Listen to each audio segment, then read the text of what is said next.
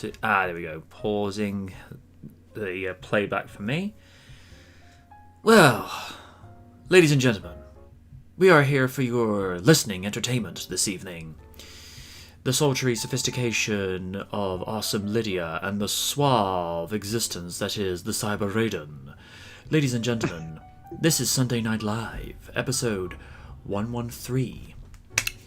We are here to take your mind off of current events, and I seem to be drifting into Shatner mode. Mr. Raiden, man the Khan, Commander Lydia, jumpstart the warp drive, and get Oni Picard on the line. I wish to debate. Shut the hell up! On a serious note, folks, we know there's a lot of bad vibes going around in the world. We're not here to bog you down with politics because, you know, that's never been our game. My sole purpose as an entertainer, I want to take that frown and turn it upside down. So imagine Oni on his birthday, Hogan's champion again, but Trish Stratus has cloned herself and is now tag team champions with herself. I approve of this. And another case, Paul Fega's given himself a lifetime of L's and has decided to retire, and Raiden has the biggest cheese-eating grin you could possibly imagine.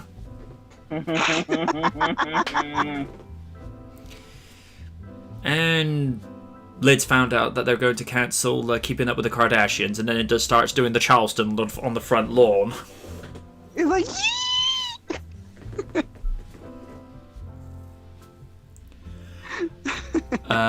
hello to the Stephen. Good evening to Commander Retro. Ms. Gwyn. Hello. To the Code 92. Always a pleasure. Stephen Walker says, are you going to start singing Rocket Man? No, I do not believe so. Because if you remember in the Simpsons Halloween special of Stretch Dude and Clobber Girl, the Collector got out the only known working phaser. It has only been ever fired once, and it was to stop William Shatner from making another album. oh, Imagine if he ever started singing Umbrella.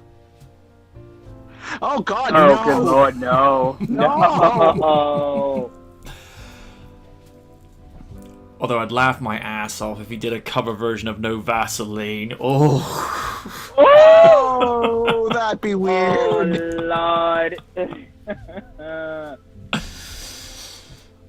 Oh, dear.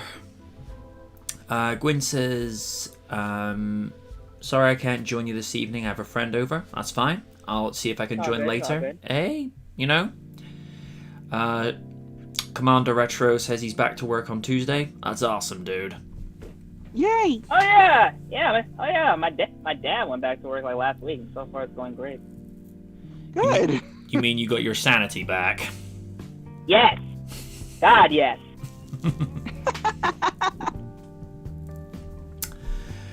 I think it is a good thing that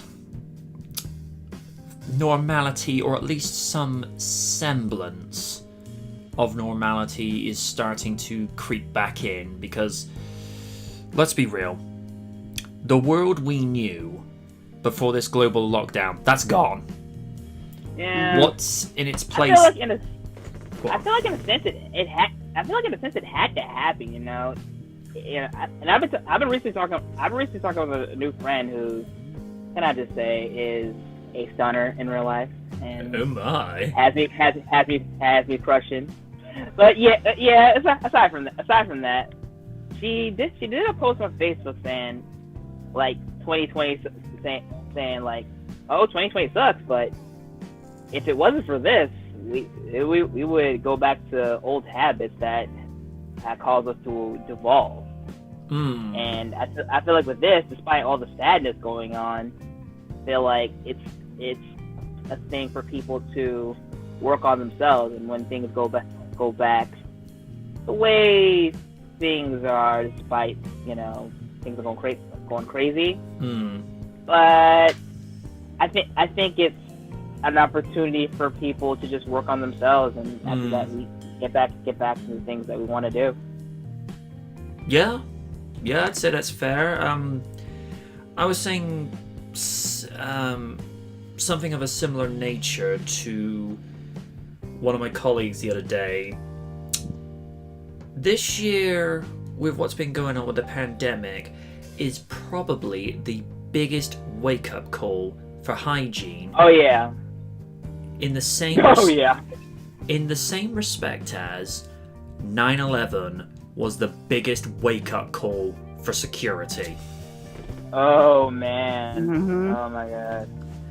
I mean, it's, tragic that both of these events had to happen, but as your friend has pointed out, it's the wake-up call everyone needed. And I mean, the thing is, a pandemic shouldn't be a reminder for how important it is to wash your hands, but at the same time, people are taking their hygiene just that little bit more important now. And some people may consider this a little bit of a trivial thing, but people, did you have to hog the hand sanitizers?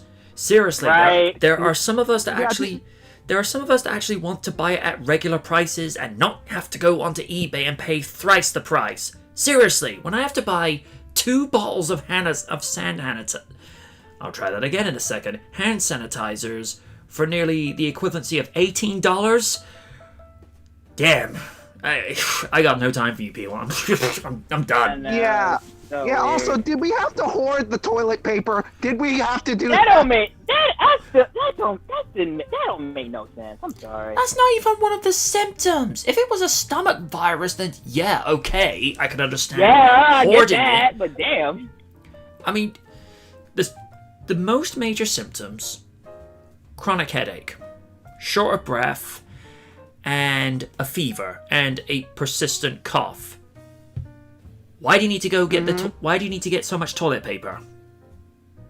I mean, if you were hogging the cold and flu remedies, or if you were hogging facial tissue paper, alright, Yeah, tissue. yeah, I can understand that.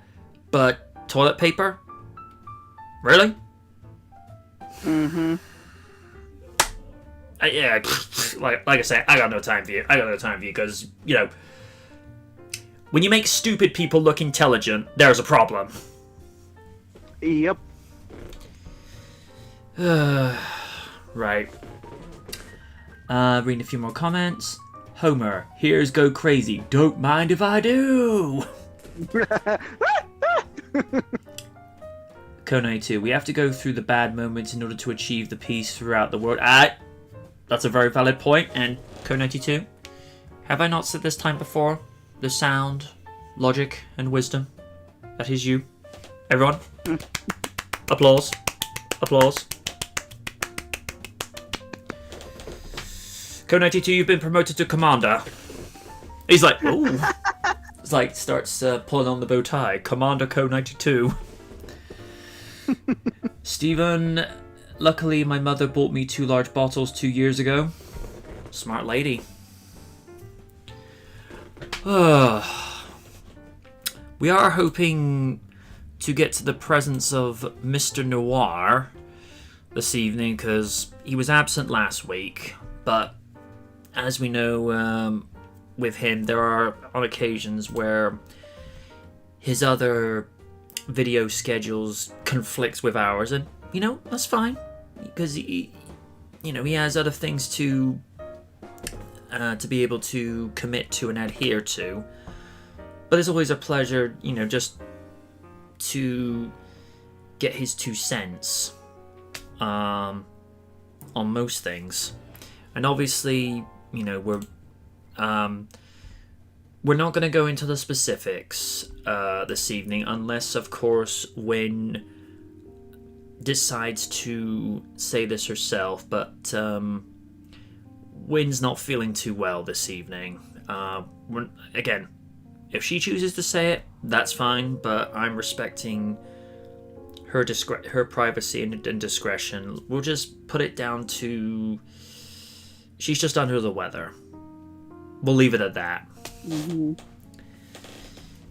So anybody that wants to wish Win well, leave your comments in the live chat, and then we can pass that on to her later because it'll perk her spirits up. And we love Win. For Lids, she's that little extra sister she never had. For Raiden, cool friend to be with, and for me, I'm like, how you doing? Copy. Yeah. So when you feel better, come on in. And that's, seriously, health first, fun later. Possible t-shirt idea. Yes. Well, that reminds me, I actually need to order a sample of one of my new t-shirts because I decided to retool one of my originals, which was be humble, that way they can't grumble, because I had seen this free template design that Canva.com had, and I remembered something both Chris Jericho and Hurricane had said. Now, for those that have never seen Jericho's first DVD, which is, I think it was Save Us Y2J, I'm not 100% sure on specifics, it's been a while. You are an artist if you can create something from nothing. And to play off of what Hurricane once said to me, because I was talking to him about the process of, you have an image or an idea in your head, and then being able to take that image and then being able to put it to something tangible, like a photo, a drawing, or in most of the cases of his work being digital art, and in my case video. When you're able to take that image and then put it to something tangible, you're an artist. And I'd seen this template that Canva had. Code92 says break down the walls, I believe. Thank you, sir.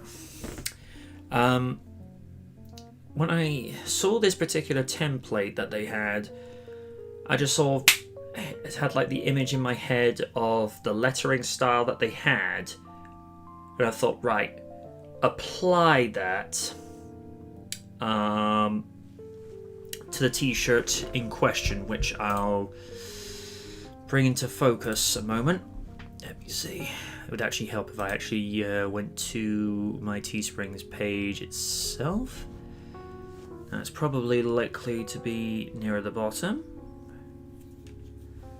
Let's see. I've made so much stuff on this page, it's ridiculous. Come on, go down.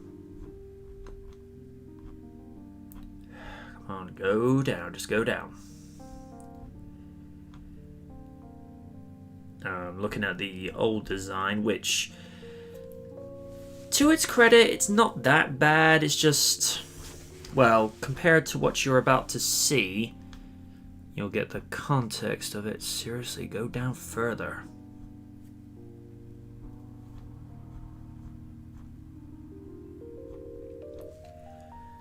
Seriously, go down. Sorry about this, folks. It's just taking a while for everything to... nope.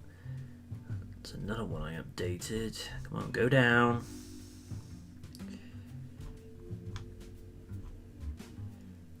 And of course, I updated my Night t-shirt as well, which honestly I think looks better than the original. Here we are. I want to go classic tee. Right. Because notice what I've done with... It's probably best if I also post in here as well. Because one of the things I made the point of focusing on was just to make it look a tiny bit more stylish. Really have a nice sort of contrast from, the word humble and the rest of the art.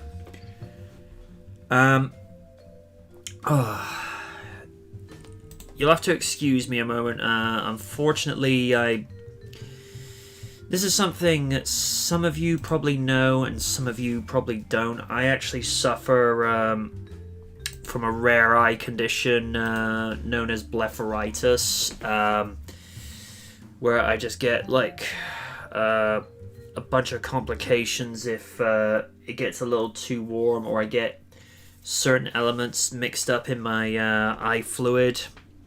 So I'm going to go on mute for a minute because this is irritating me like crazy. So, Raiden, you're in charge for a minute. Okay.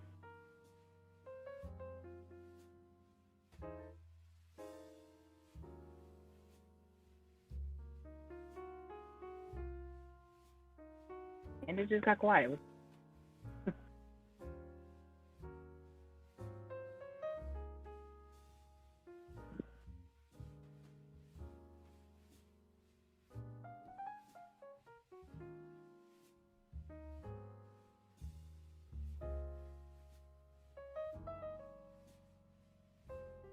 Now what the heck?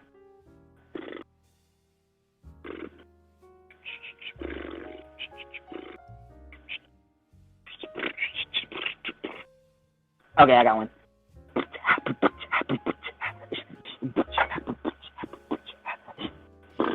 Oh, we beatboxing now.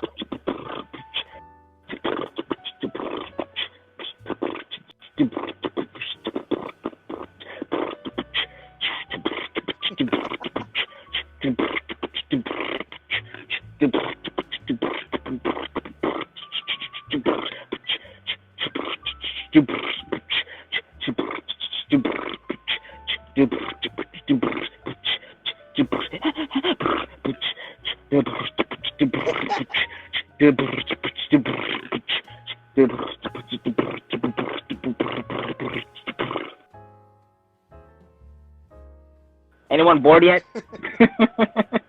A little. Gotta keep the entertaining flowing.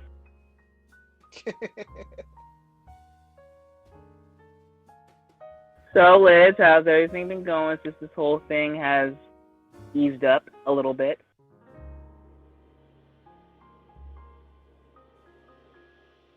That's the question. How's everything going? Not much. True.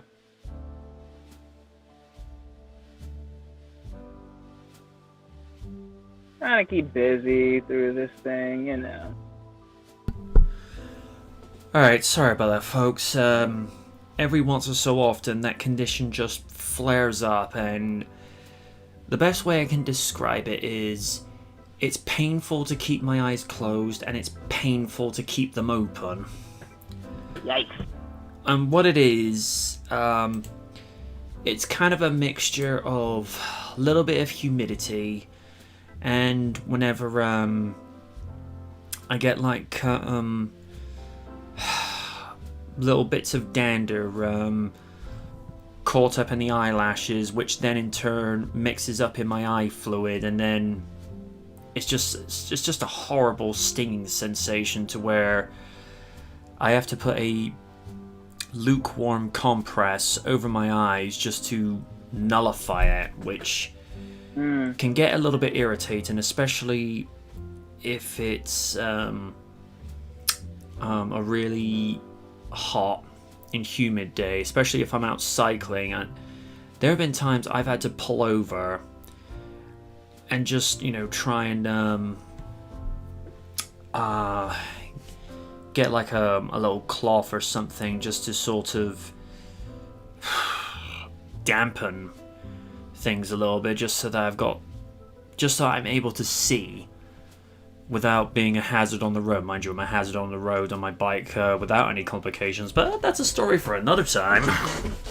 Right. But yeah, it's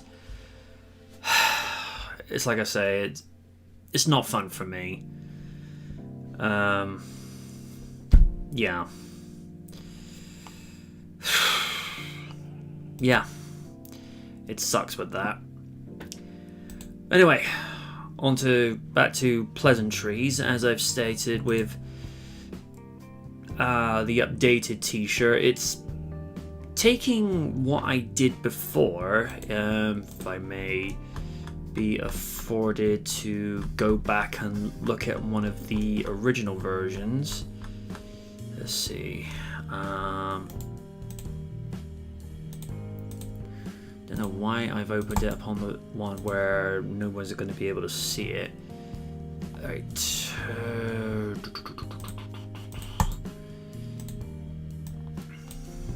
Let's see. This is something that Raiden and Lids will be able to see straight away with the differences between them.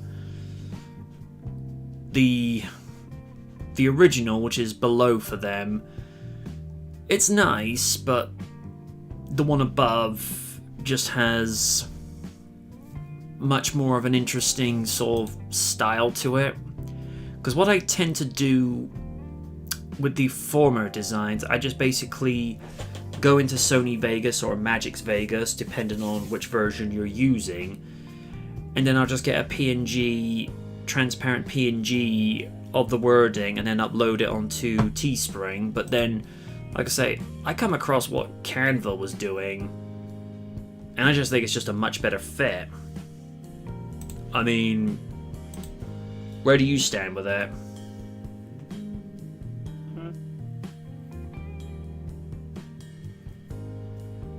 I mean, where do you stand with it on the grounds of, the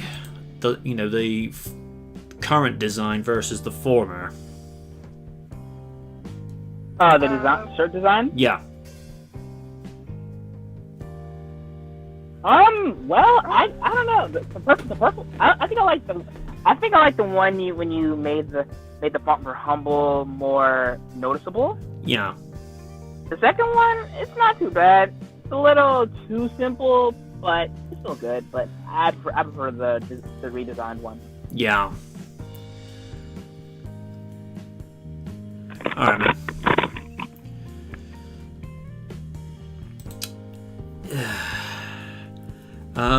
Answer Co92's question. Typical UK weather. It's all over the place. Nothing new. Ooh.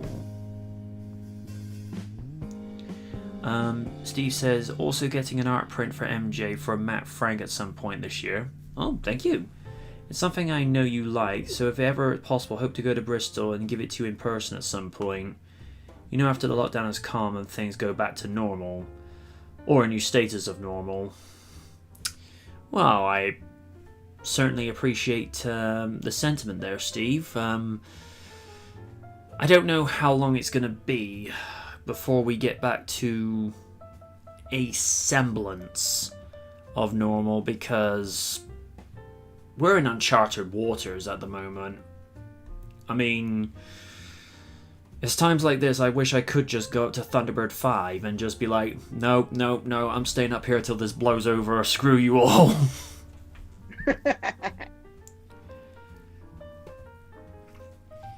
Although I'd probably enjoy it too much up there, just being able to float. It's like, I'm just gonna do my Superman impression for a minute.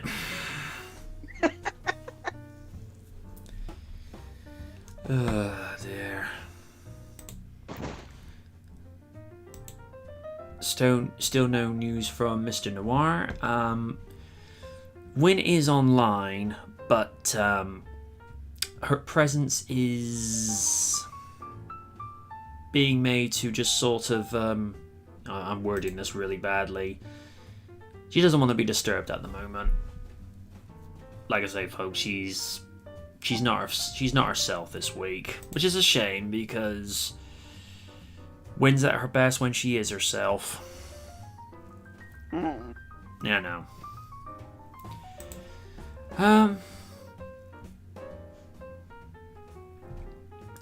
Steven says, or take the Zero XL and hide in the Oort cloud. I don't want to be that far from civilization, dude. Heck, the only intelligent life that was there was Jeff Tracy. Not that that wouldn't be an unpleasant conversation, but I wouldn't want to be stuck there for 8 years like he was. Also, I appreciate it's a family show, but I call bullshit on the fact that he didn't have an epic beard and hair whilst being trapped out there for 8 years. I mean, come on. I mean, that'd be like if Oni was left alone for 8 years. He'd probably come back looking like Odin.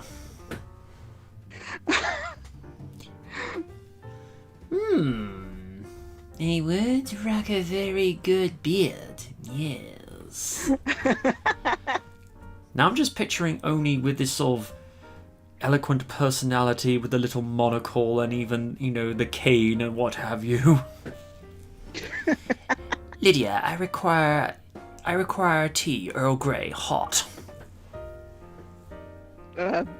Sure thing, Picard. Make it so. He's probably listening to this later thinking, okay, he's comparing me to Picard. I'm not going to post mean tweets to him. For now. Okay.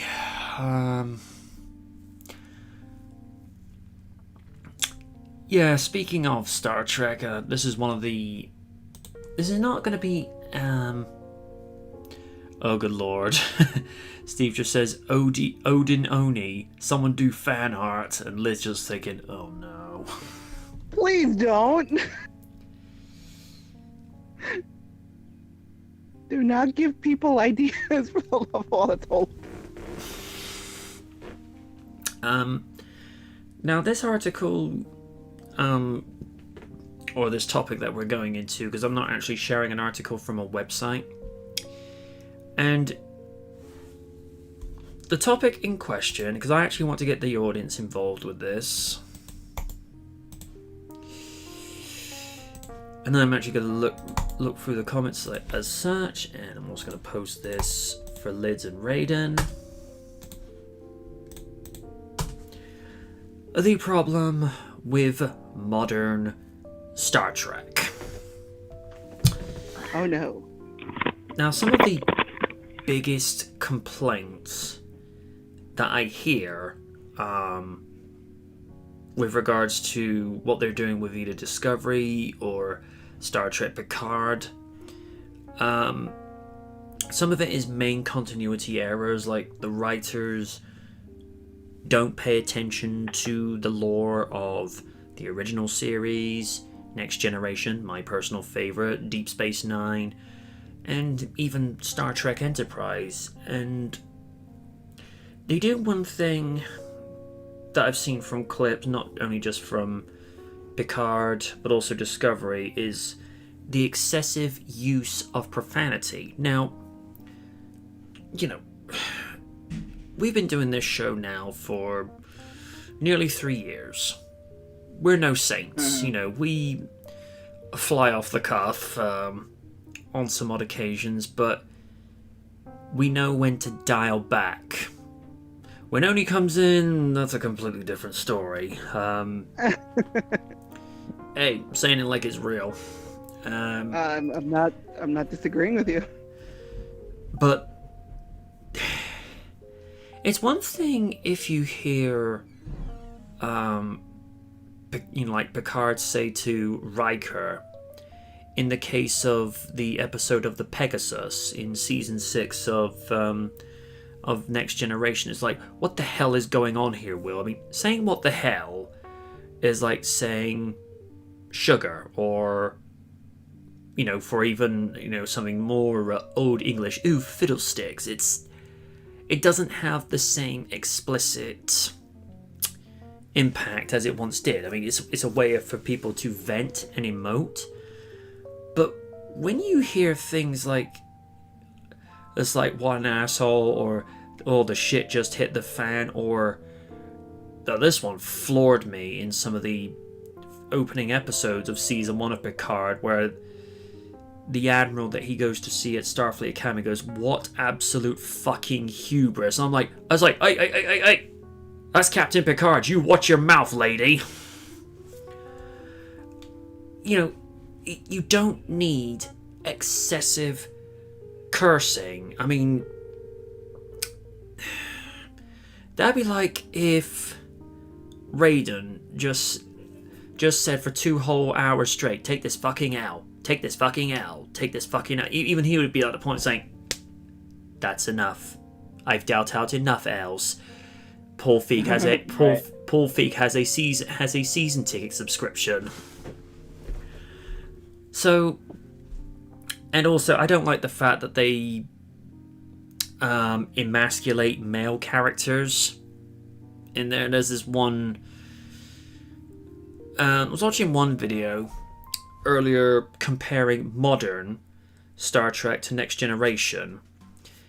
You have a situation with Reginald Barclay where Riker and Geordi, they don't really get along with him, whereas Picard says, work it out with him, make him feel welcome and wanted. Yet with this one Starfleet captain in Discovery, she keeps closing him down. This is this conversation closed, but this is this conversation closed. And I'm like, wow, you're an asshole. And, you know, they go have her before a hearing. It's like, what is your reasoning for losing the life of this one? He's an idiot. And I'm like, really? It's like, when you make Wesley Crusher look like a vice admiral, you done goofed. And I'm just waiting for Lids to say... You done goofed. I was actually waiting for a shut up, Wesley, but never mind. Shut up, Wesley. Sorry. Oops. I mean, don't get me wrong. I think in terms of when you compare... in terms of production, the camera quality is certainly better, and particularly with the visual effects to make Discovery and the Enterprise respectively, it's come on leaps and bounds, but at the same time, what they work with Next Generation still holds a lot of water today, because you look at the bridge of the Enterprise D, that's a ship, that's the bridge of a ship I would love to have. Heck, if I ever get to make my own house, I'm planning to have that as my movie viewing room. It's just like, Mr. Knight, the movie's ready to go. Engage. Yes, I have issues, and I'm wearing them. And I'm wearing them too. Wearing them right now, size 10. Code92 says, one of the problems that these current Star Trek series has is doesn't have the same optimism that the past Star Trek series had. It's a pretty much foregoing its own mythology. Yeah. And also, do you get the impression in Star Trek Picard is not acting like Picard? I mean, from what I've been seeing from clips of it, and to be fair to Patrick Stewart, he still knocks it out of the park. But is it? I haven't seen it, but is it more of the writing itself more than just the character? I mean, I don't know what the character has been through since Nemesis, and I don't hear too many people saying many favorable things about Nemesis. But I would think even Picard would still have found a way to hold his reserve, after all those years, and I don't know. There are just some things in there that it didn't add up for a lot of people, and for those that haven't seen the end of the first season, spoiler alert as of now, Picard at the end dies and becomes a synthetic being afterwards, which that pissed off a lot of people. Oh, Yeah, I can see why people are pissed. Steve says, haven't seen Star Trek in a long while. Trouble is that current people working on the show don't fully understand the show enough to make a proper follow-up. Alex Kurtzman. The same person who worked on the Mummy reboot. Oh! Oh no! Or was that Robert Orsi? That was your first mistake. Or was that Robert Orsi who did that? Oh, I will legitimately look that up. Hold on. Yeah, I think I need to go look that up too. Let's see.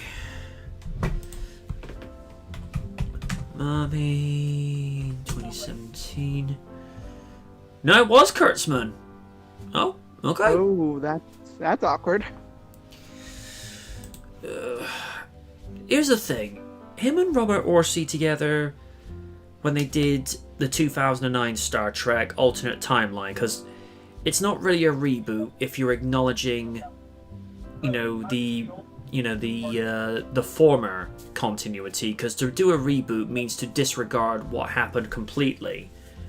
And, I would say, and I would never call myself a dedicated Trekker fan, because the term is Trekker, not Trekkie. That's what a lot of people get wrong. It was Star Trek that was made for everyone, whereby the hardcore fans could get it, but the casual viewer, like myself at the time, could come in and think, you know what, this is alright. But a lot of people didn't have too many good things to say about Into Darkness, even though I thought it was a decent follow-up, and apparently Beyond was supposed to be the least Trek in the series that they're doing, and there's this on and off again thing with Star Trek 4 where Tarantino is supposed to be directing it. I have mixed feelings about that. I mean, Tarantino's a damn good director, don't get me wrong, but him and Star Trek? And Darren Williams is joining us. How you doing, buddy? So, yeah, there's a lot of things that is going wrong with Star Trek, and of course, to my understanding, they've been shoving in identity politics and what have you, and female characters emasculating the male characters. That's like imagining Stephanie McMahon on the bridge of the Enterprise. Let's not. Oh my god. I mean, her as Counselor Troy, I'd be needing. Oh no! Don't do that to my favorite character. Don't do that. I think after seeing her as Counselor Troy, they would want a counseling session with someone else. Although in Raiden's case, he wouldn't mind it if it was, I don't know, Counselor Alexa Bliss. Yeah, I don't mind. I don't mind that either. Counselor Oscar. Yes. With regards to, because Dan's just retracted a question, are we trashing Star Trek Picard? We are and we aren't. I find that, don't get me wrong, because like I say, Patrick Stewart still knocks it out of the park, because, he is the Picard. But it's the writing that really fails it, although I think a lot of fans' faces lit up with joy when both Jonathan Frakes and Maria Sirtis showed up reprising their roles, along with Riker showing back up in a starship towards the end of the season. I just thought, okay, that probably brought a lot of smiles to people. Steve says, seriously, I've said it before and I'll say it again. Can we keep this type of thing out of media that we love? Amen. Mm-hmm. But Puritans, they love to inject their politics into the things we love, which is why we are so grateful they've been kept away from Sonic the Hedgehog.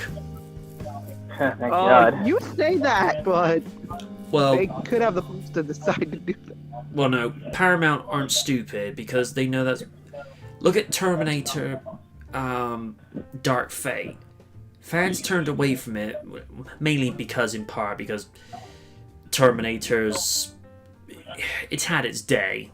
It pains me to say this, but Terminator's had its day. But, you know, they injected identity politics into their stories. Like, oh, why do we need to have John as a savior of mankind? It's like, because it's been that way since the first movie? And also, killing him in the past, that completely ruins the setup for the future. So, Miller, what the hell? Well, the half bright side of it, at least for Transformers, it didn't usually inject that much political stuff. I mean, yes, it has this like unnecessary comedy, but all in all, no matter what some detractors say, it was still a Transformers movie through and through. That is true. Although I will say, until a movie comes along to topple this, Bumblebee is by far the best Transformers movie to date. I agree. Mm-hmm. For me, I still haven't watched Bumblebee. I know. I now have Amazon Prime Video, so I'll check that out real soon. But I won't deny that. But before the Bumblebee, I still say Age of Extinction was easily the best because how much it didn't just like, oh look, human characters, we're stupid. But you know, I mean, you had characters like Cade Yeager who just didn't do everything to save his daughter, yep, and get along with her boyfriend, and still be like a mechanical genius and interacting with the Autobots very well, much better than you see with Sam Witwicky. You know, so that I feel like for me that was the best thing Transformers ever did. Make the Autobots have more personality. You know, and just be comedic. So yeah. Steve's just saying right there as well, Charlie is the best human character out there in live action movies. Amen. And Haley Steinfeld, how you doing? Hey. Lids agrees because hey, Lids likes the ladies as well. And Oh, she's adorable. and the girl can act as well. Oh yeah, Mm-hmm. and can sing. Oh, absolutely. Oh, that she can. That she can. But yeah, those are, like I said, those are my thoughts with regards to modern Star Trek. Code 92 just further added on. I heard that the Tarantino Trek movie might not be happening at this time, given what's been going on globally. Wouldn't surprise me. Lids, your thoughts on, you know, what works with the modern setup for Star Trek and what clearly needs to go back to the drawing board? I mean, modern Trek, I don't have a problem with it. It's just that they keep thinking, oh, we have to be edgy. Star Trek didn't need to be edgy back in the 60s. It didn't need to be edgy back in the late 80s, early 90s. It doesn't need to be edgy. It's about discovering a new place, working with different species, even though Starfleet isn't exactly the best kind of thing. Come on, let's look at their policies before we start hammering home that Starfleet's the best. It's like, no, it's not. But again, I don't understand the whole we need to be edgy. No, you fucking don't. I say that by swearing, but still, it's like you don't need to be edgy in order to make a point. You just need to tell a good story, and if you can't do that, then you guys have a problem. You raise a good point there, because when you look at the original movies going into Next Generation and then Next Generation doing their movies, you can have situations with high stakes, absolutely. But not everything needs to turn into, I'm Batman in space! Which, give Warner Brothers a chance, they'll find a way of getting Batman on the bridge of the Enterprise, and good lord, he'll probably try and turn that thing into the Batcave. Oh my god. I'm just imagining like Wesley was like, "What the hell? Shut up, Wesley!" And somewhere on the internet, someone is picturing Batman do fan art of Christian Bale's Batman saying, "Wesley, to shut up." Whoever's drawing that picture right now and has gotten the idea from me, you're welcome.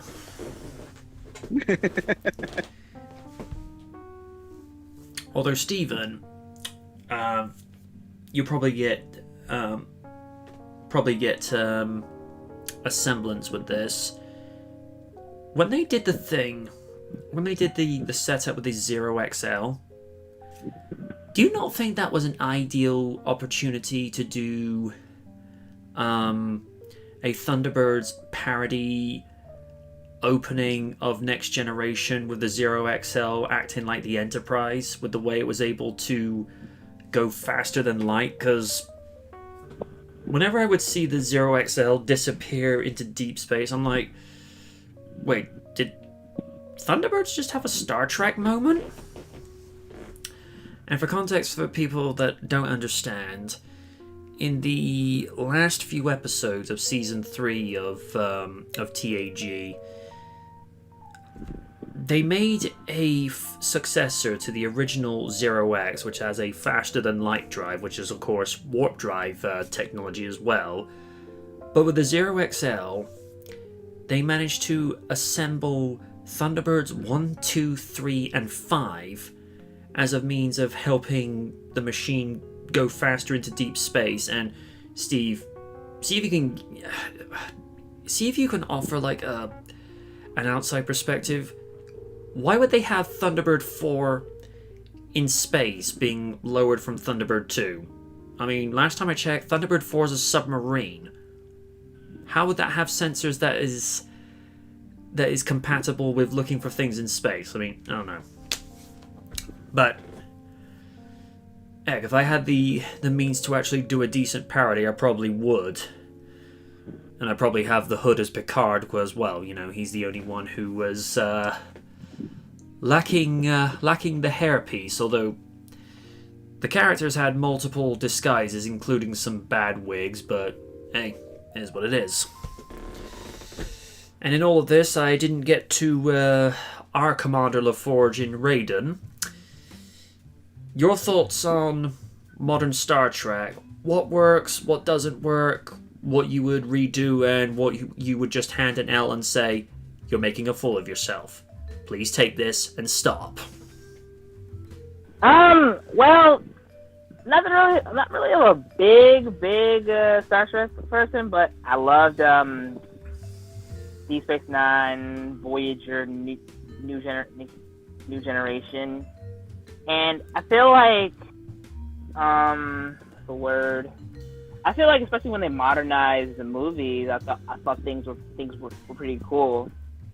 But I feel like it's just now, from what I see, it's leading to bad direction. I mean, some ideas are good, some ideas are bad. And you know, I just hope for things will go better.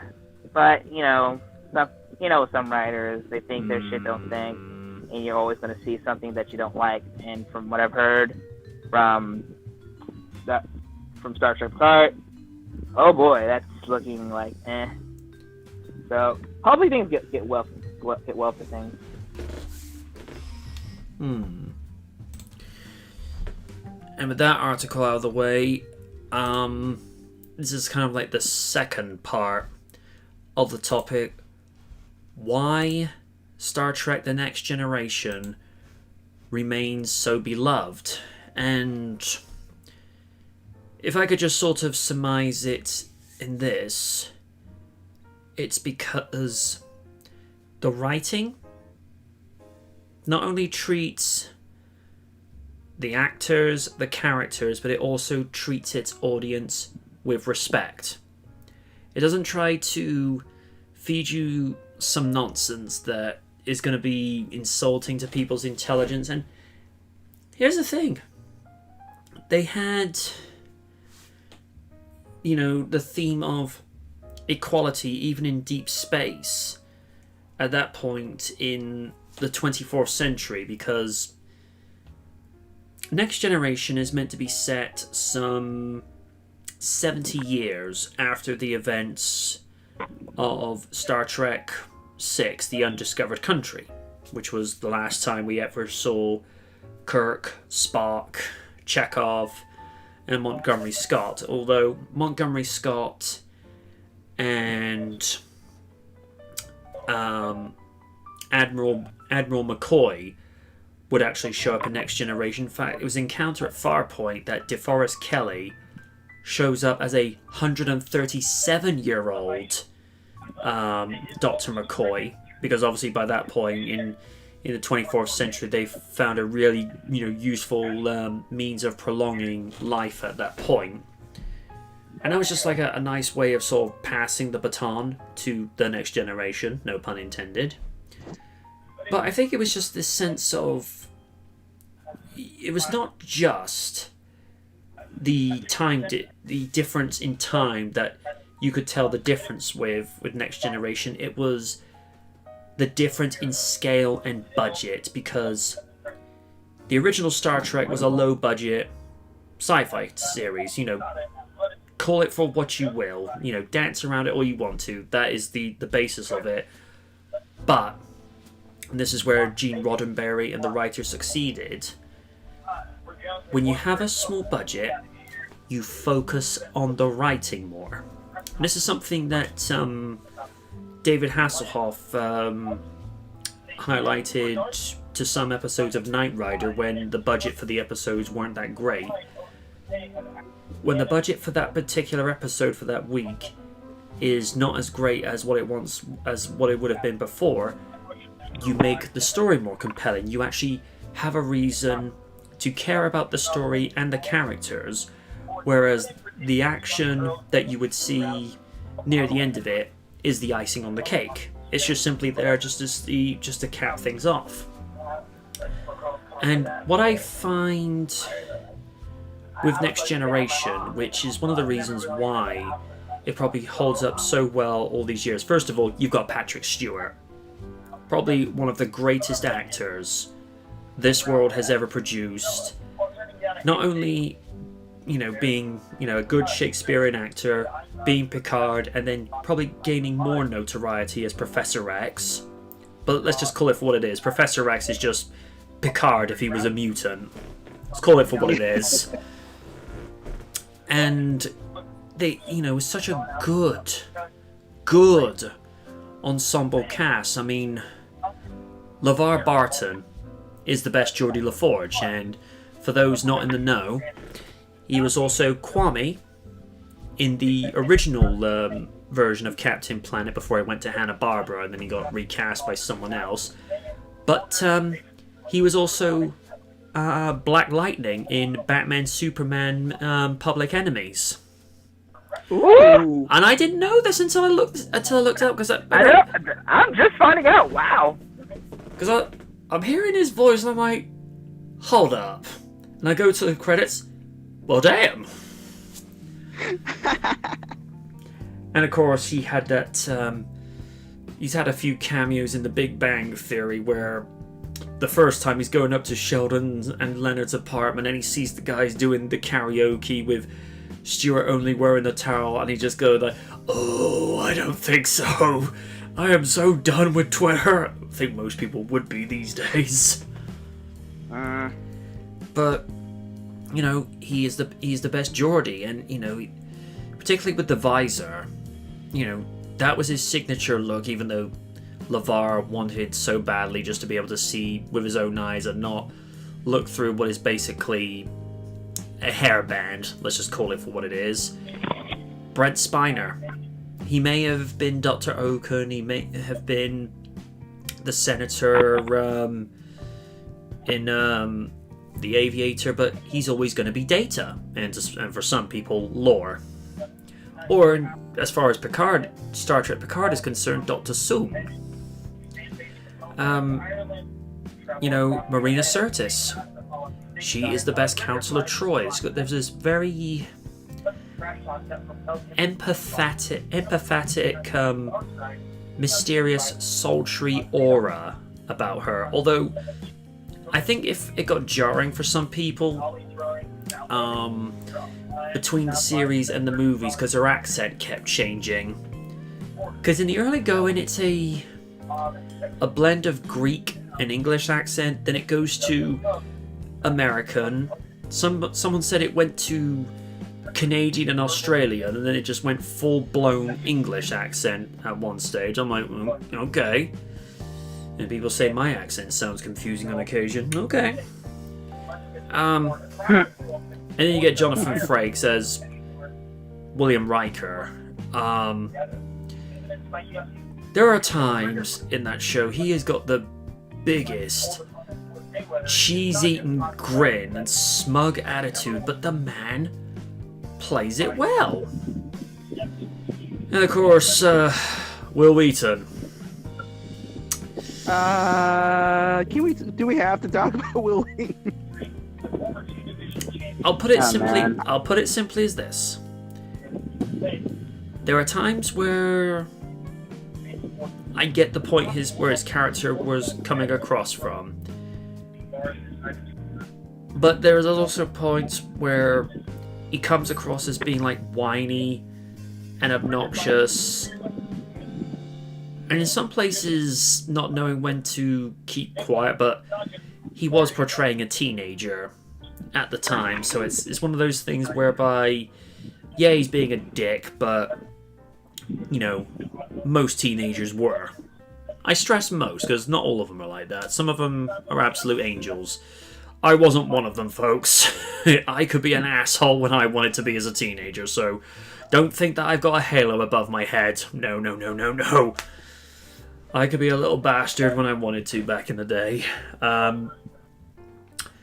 And, you know, even the special and visual effects of that show still look... They still hold up reasonably well. I thought the visual effects of not only Enterprise and Voyager, there are times that they look really cheap. I'm just going to say. And I know people love those shows, and from what I've seen of, you know, the Adventures of Captain Archer and Captain Janeway, by the way, Kate McGrew, when she was the Janeway, how you doing? Mm-hmm. Well, good. Yeah. Well, it's like she was even, because I think she was late 30s, early 40s when she first took that role, and I'm just looking at her go, hey, I don't care. You, me, coffee, and then maybe something else.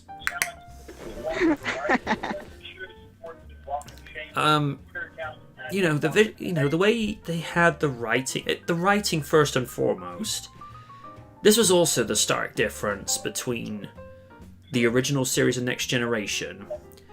Whereas Kirk would be leap first, then ask questions, Picard was always that type of figure that would weigh up all the pros and cons, and he would actually be guided by rationality and wisdom, whereas Kirk, well, we all know what Kirk would do. You know, something bemused him, fists went flying, and invariably in the original series and in some of them and in the movies, that often did happen.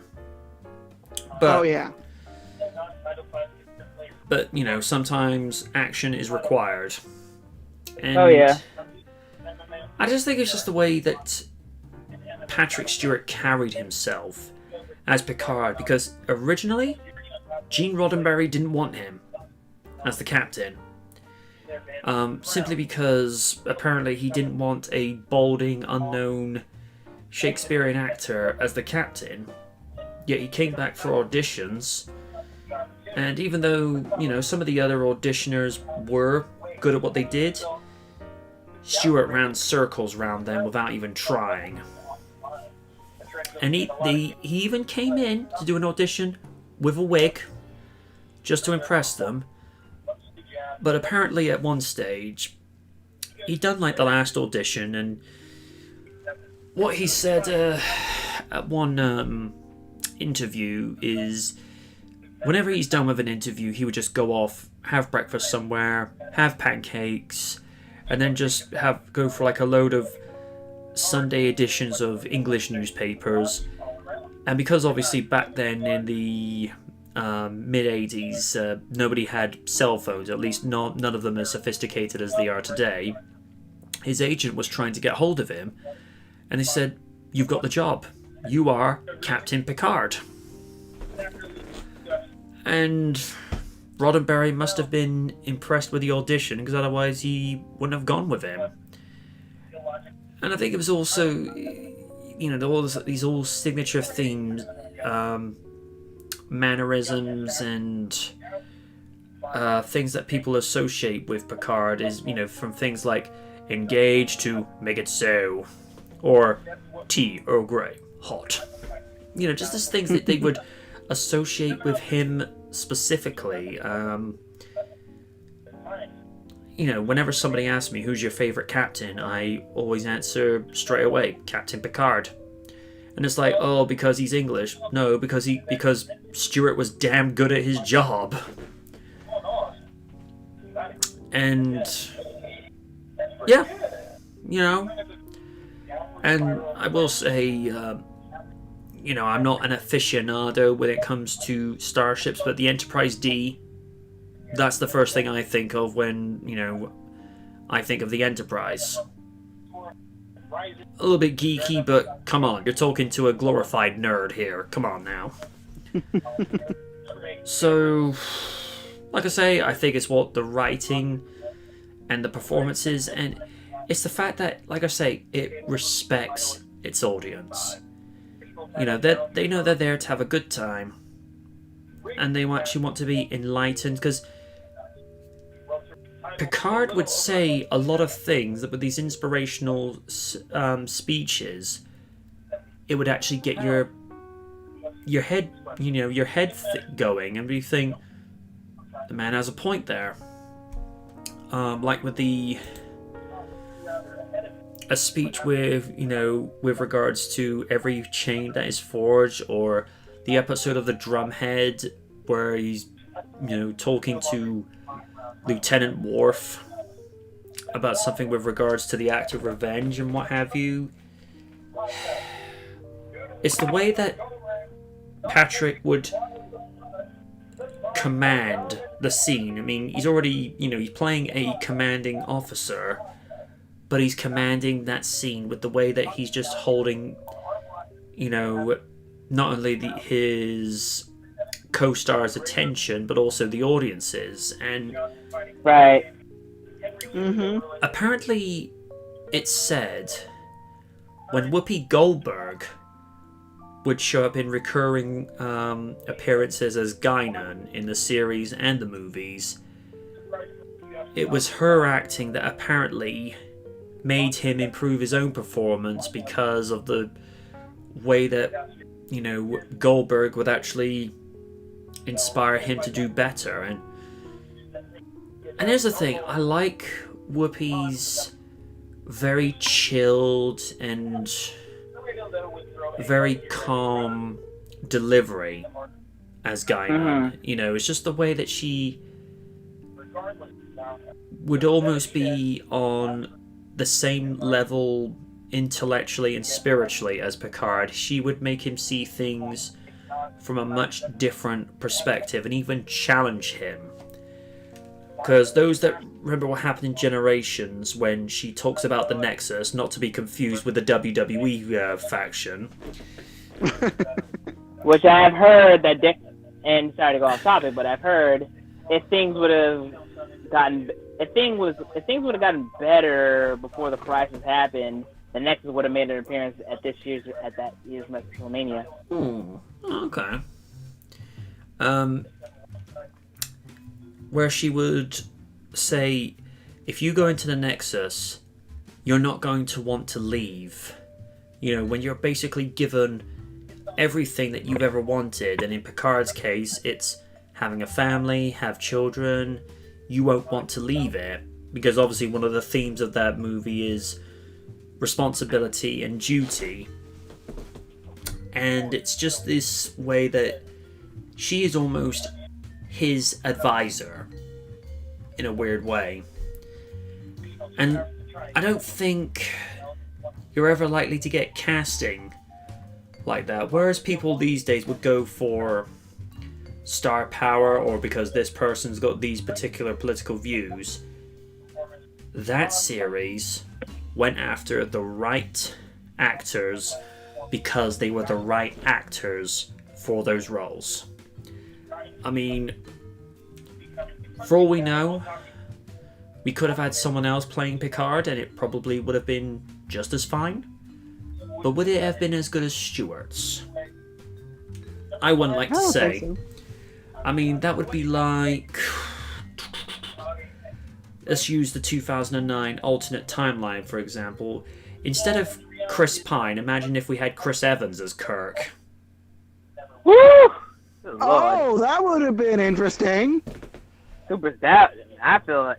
I mean, despite how in the box office I heard it wasn't like the biggest, I feel like that would have propelled them more. Even though a couple years later he becomes Captain America after playing Johnny Storm the last two Fantastic Four movies. So, yeah, long-winded and ramble on a little bit, but I'm entitled to ramble on about something everybody knows. That's my thoughts on, and kudos if you get the reference there. All Lid's got it. Those are my thoughts of why Next Generation has endured. And to our own Councillor Troy, what's your thoughts on how, 30 plus years later, Next Generation is still as beloved as it was then, if not probably, favoured even more now? I would have to agree with you. It's remembered fondly. I mean, everybody has their captain, and I respect whoever has a choice about either anyone like Sisko or Janeway, or some cases less favorably Captain Archer, but Jean-Luc Picard has always been my captain, and it's all that series has held a very strong place in my heart, because when I was a kid, me and my sister used to watch TNG, and it's just that's how we were bonding as kids. It's we would have fun. It was cheesy. It was fun. It told a story. Some cases there were some bad episodes, but there's some cases there's some really good episodes, and it ended in a good note. And it's sometimes it's a little sad to see a series get tarnished. It's Picard. I'm it just. It feels sad, but it's you're not going to forget about that the legacy that TNG left behind, so that's why it's probably more favorable and more memorable. But that's just my personal opinion. All right. Same question to our own Geordie LaForge. I mean, it was the series that kind of sort of got me into Star Trek in the first place. I mean, even though I wasn't a big fan, I enjoyed watching the show for what it was, and of course, Jean-Luc Picard always been the captain for me. So yeah, I'm happy for its success. I'm happy for everything that it gave to fans and whatnot. And despite from what I've heard that Star Trek Picard is not looking too good. As long as you have the legacy of the Next Generation, it's better. It's always better to have the Thanos snap for the Star Trek Picard series. Yeah, it's like I said earlier, or trying to sort of lament into.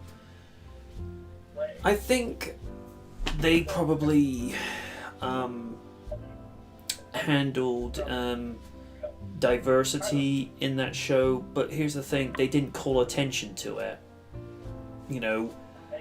You have, like I say, Councillor Troy, who's a Betazoid, which is why she's able to to be empathetic and feel people's feelings. You have Worf, who's a Klingon, but he's a commanding officer in charge of tactical. And, you know, you have various other alien species that are working in harmony with human beings, or people that look like human beings on the ship. But again, they don't draw attention to it. It's like, here's Lieutenant Worf. He's a Klingon, but he's a damn fine officer at what he does. I think when you have shows whereby, although there are some political moments in Star Trek, they don't try to shove it down your throat. It's just, I think the best modern equivalent that you could probably have as a comparison is probably Captain America: The Winter Soldier, whereby it is a political thriller, yes, but it handles politics in the correct way, whereby it respects the audience's intelligence and not say, you know, Iron Man bad, Captain Marvel good, and Reynolds like, no, the hell she ain't. No, man. These are lies. Yeah, so... yeah. And of course the other decent modern equivalent where it handles the diversity angle is Sonic the Hedgehog had diversity, but did it draw attention to it? No. I mean, one example is, you have Tom and Maddie Wachowski.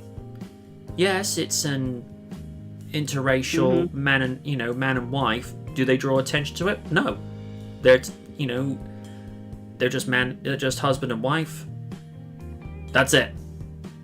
No attention needs to be drawn to it. Steven says he's found a video with regard... Right there, Co92 says it's more humanized instead force-feeding it. Thank you, good sir. Steve's posted Galactic Battles, a crossover fan film starring Star Wars and Star Trek. Okay, I need to go check this a minute. Right, let me just pause on the jazz there. Right, hang on. Right. Halo and Mass Effect. Oh, this will be interesting. Oh dear. Oh dear. Alright. Well, Alright. it's in there. I got it, 0. Okay, let me just go to full screen this. Right. Is Raiden at 0? I think he said he's getting hungry, so he'll be right back. Okay. Hang on, let me just double check that. Yeah, he did. Alright, well, we'll just get him up to speed when we're able to. In 3, 2, 1, engage.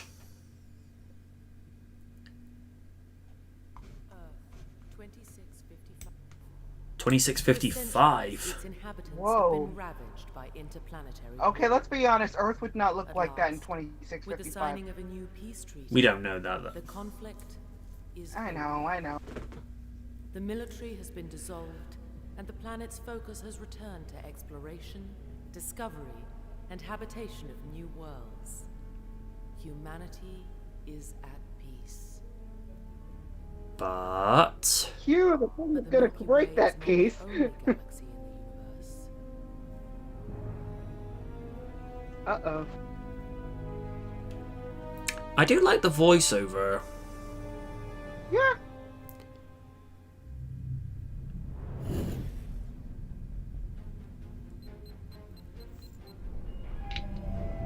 I'm guessing this is Mass Effect. I believe so. I never played that game. Commander, judging by the reading I'm getting, this relay appears to be very unstable. You sure you want to risk it? Yep, that's Mass Effect. I recognize that guy. Let's do it, there's Everyone stand there's Commander Shepard. Drive core I've never played the game, but I know who these people are. Rerouting. I've actually got a friend that we nicknamed the Commander. I know that this will amuse him. Down on the volume just a tiny bit.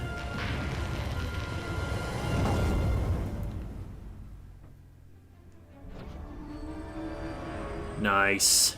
Oh, there's the Enterprise. Captain, can I give you any more power? Noted, Spock. Captain, there's no logical solution to our predicament. The enemy ship has warp capabilities beyond our own. Bones? Damage him, I'm a doctor, not a Vulcan. Captain, we've got it covered.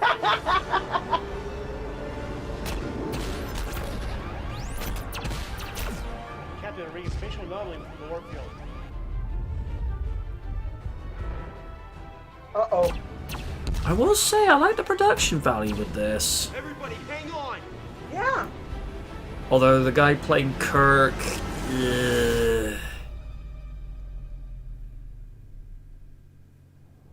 Oh. I've got a bad feeling about this. Thanks for all the help, Lando, and the new radar dish looks great. They can't get Leia a decent costume? It looks like she's just wearing a button-up shirt. Green screen's good. Got a bad feeling about this. I already beat you to it. Shut up, that's his line.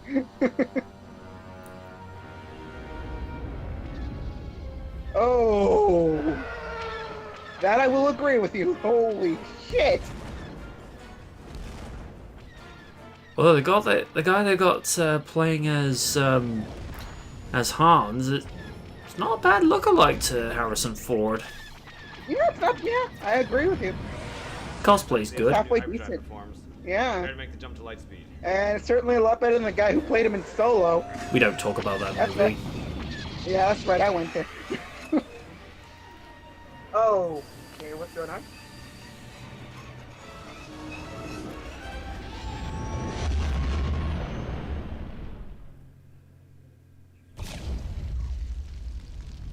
Uh-oh.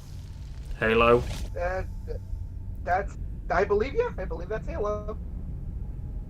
If we see Master Chief, then yeah, it's Halo. Yep. Tis Halo. Cortana. All I need to know is, who are they? Scanning. Unidentified in our system. Are they hostile? Unknown. Shall we give our friend a warm welcome? Wake him up. Ooh. Woo! Master Chief!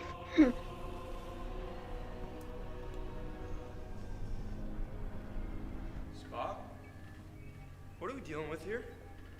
Captain, it appears we are in the Milky Way galaxy, however, our star date is incorrect. Incorrect. Precisely. Scanners indicate this is indeed Earth, however, it seems when we entered the black hole, we were pulled into a tangent future reality of our galaxy. Alternate timeline, huh? You know how much I love those. Are they hostile? I do not believe so, Captain. You say that! This planet sure reminds me of Alderaan. Well, it's not Alderaan, Princess, I assure you that. It's no system I've ever seen. Those ain't rebel ships. They aren't part of the rebellion, but they're not attacking us. Maybe they're lost as well.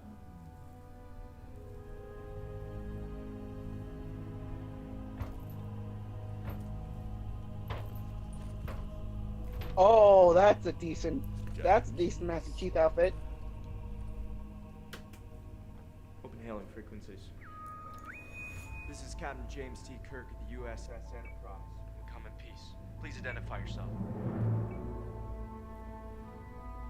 Repeat. This is Captain James T. Kirk of the USS Enterprise. Come in. Please respond. Oh. This is Commander Shepard of the Normandy. This is Captain Keyes of the UNSC Pillar of Autumn. What's the situation? Might as well. Han. This is Han Solo, Captain of the Millennium Falcon. We are under heavy attack from the Empire and suddenly we end up here. The Empire? What's your point of origin, Captain Solo? Well, as far as I can tell from the Navicomputer, a galaxy far, far away from here. Well, it looks like we're all stuck here.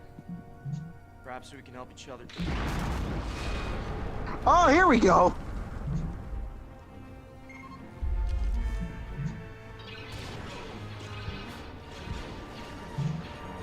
Basic maneuvers, get us out of here! Looks like we took a few of those Star Destroyers with us. Uh-oh. Shit just got real. Oh, no. Shields up.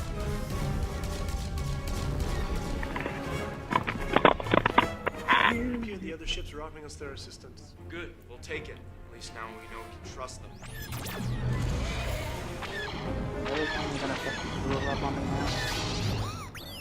R2! Shut him up or shut him down. I can't understand him. I can understand him. As do I. What's it saying? The astromech droid aboard the Millennium Falcon has found coordinates to a human space. Oh my god, the robotic AIs are speaking. Relay those coordinates to our new allies. We need a safe place to regroup, and that's where we're going.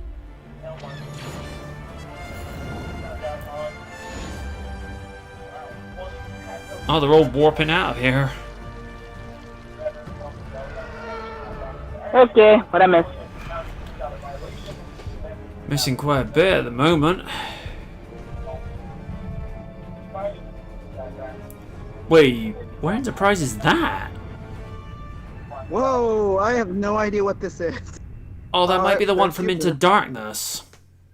Oh. Oh, this looks cool. Oh, Meeting of the Minds, I see. At this time, I can Oh, hey, Cortana. They've all come here from different universes. An anomaly, possibly a rupture in the space-time continuum. Oh, you guys don't mind? I'm just catching up a little bit. Nah, you carry on, man. Origin unknown. Any idea how to stop them? Yo, why does this Han Solo? Why does this guy playing Han Solo remind you of the Ashton Kutcher? I'm getting that vibe as well now that you mention it.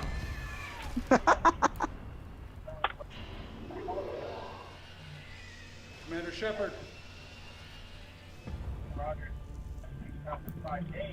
This is what the world needs. A lot of anything.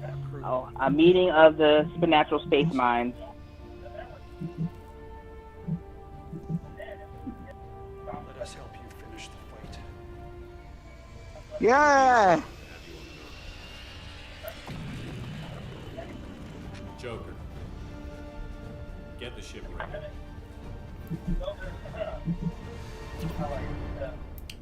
Seriously, whoever did the editing for this may as well be like an official studio because this is so well done.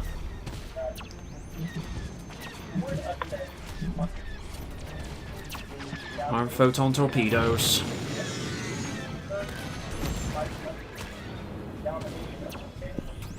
Alright, if the Empire's here, where's Vader? Right. That is a good question. Where is Vader? Duh. Oh. Uh-oh. Uh-oh. Reapers. That can't be good.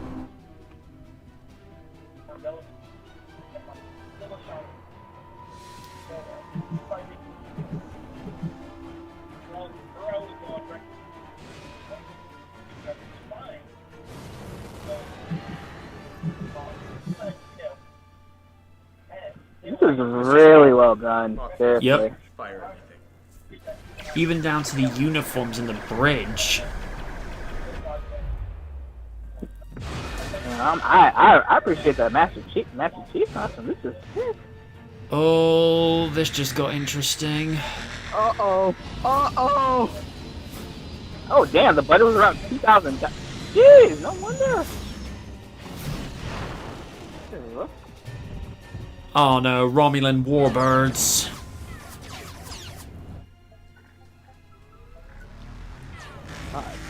I love the heads-up display on Commander Shepard's ship.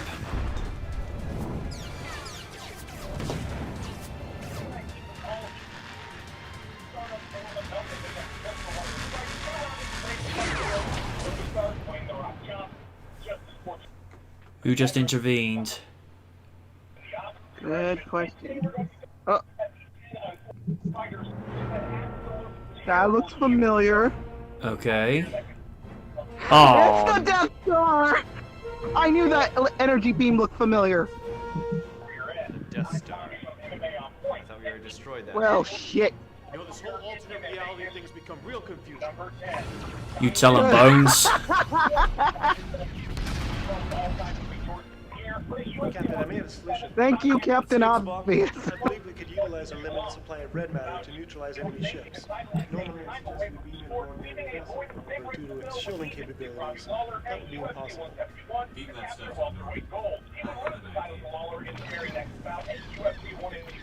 have an idea. And while it sounds like that might be the era of time we're speaking of for this entry, it's not. Chief got much worse for Johnny Hendricks. After defeating that round at UFC 185, Red Matter.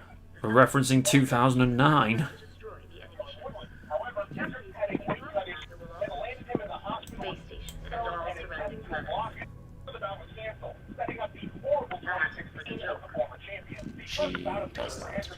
Well, whatever you guys do, do it quickly. It's not gonna take long for that main gun to turn up again. Listen, I hate to break up the party here, but there's no way I'm bringing the Normandy that close. Not without some kind of diversion. What? What drives are interesting right here? Wait, is that the Bozeman? Wait, what? Now's our chance, Joe. Where's Fraser Crane? Bring us in.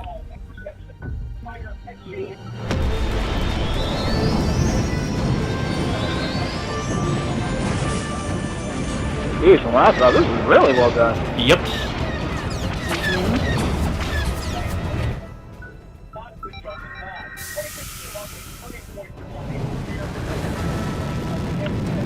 Go, Chief.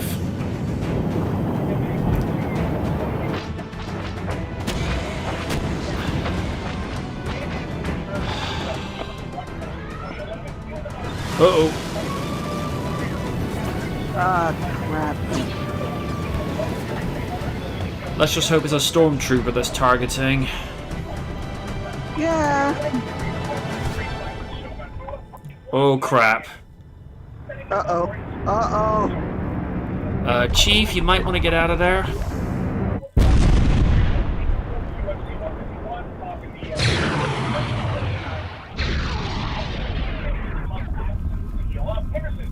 Hang on.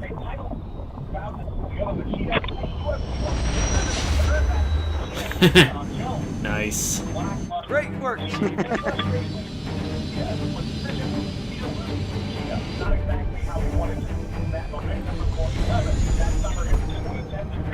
Ooh.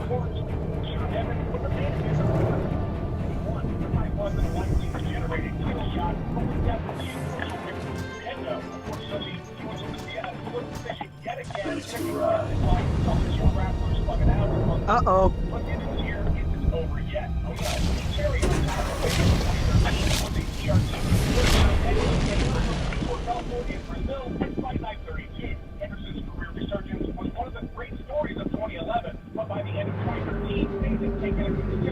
Nice.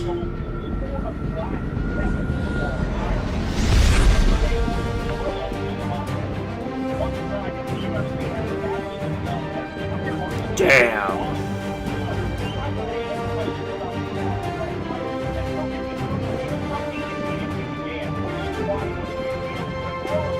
Girl, they got his Cortana. I want bad. Yeah. Effects were picture perfect. Yeah. Oh my god, dude, the conversation between Commander Shepard and Master Chief is crazy. And just the idea of Shepard and Hans showing up on the Enterprise's video screen is just wow. That was really good. And subscribing. Yep. 3 million views, just deserved, I might add too. I mean, I think this did in 18 minutes what a lot of crossover movies couldn't do. It actually told a good story. Nobody was underplayed. Nobody was overplayed. Everybody got their fair shot.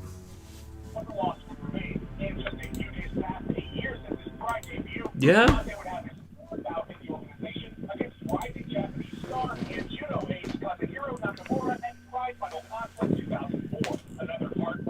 Let's see. Sean says, and then the Metroids return. Nice recreation of Abrams' version of the Enterprise. All that's missing is Babylon 5, Battlestar Galactica, and Guardians of the Galaxy. Steve says, thought you might like... Oh my god, that would have been good. Oh, yeah. But, damn.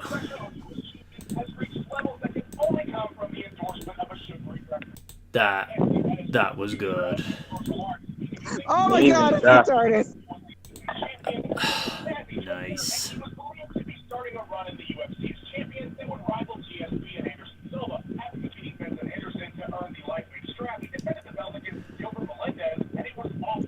Can we at least try to make him look like a doctor we know? Oh, I must have missed that bit. Hang on. Yeah, they had the doctor pop up. I'm like, that doesn't even look like Tenet. Well, I finally got that mess sorted out. Can't believe I muddled up the galaxies again. That is the last time I drank high tea whilst using the TARDIS. Doctor, it's time.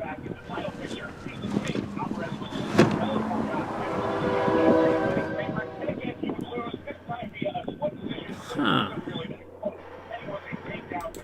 Oh, okay.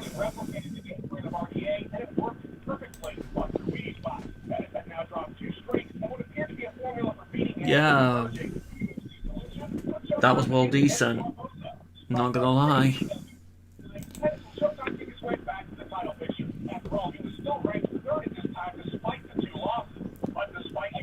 I'm just gonna check in with Win a second.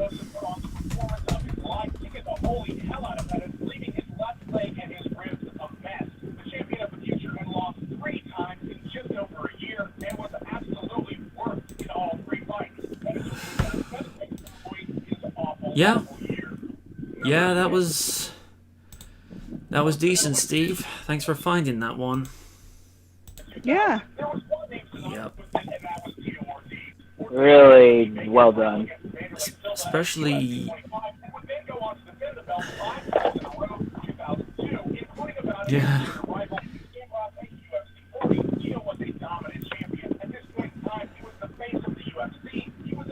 Dan's asking, is anyone watching NXT in your house tonight? No.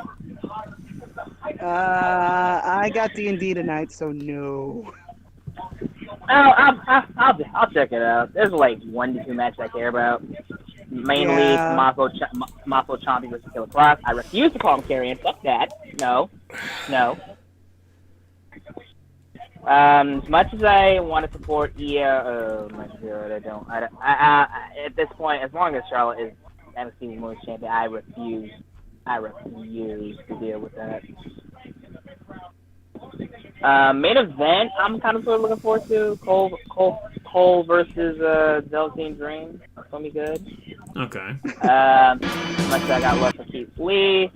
Okay, I might watch that, but I'm over Gargano. Or should I call him Johnny Edgelord because of his heel turn? Ouch. Oh god, and the fact that it affected his wife. Yeah, oh god.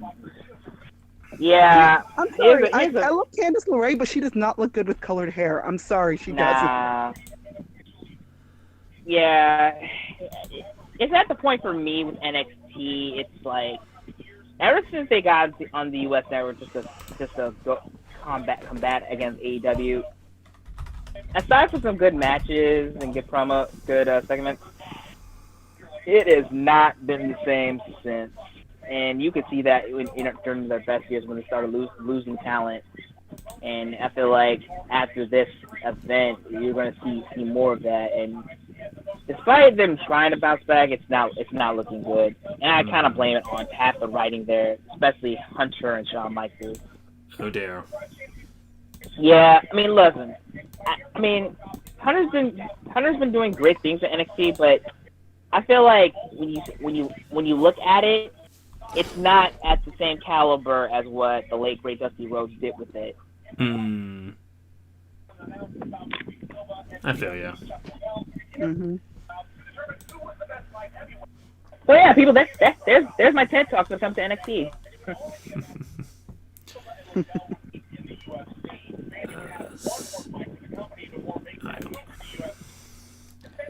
Let's see.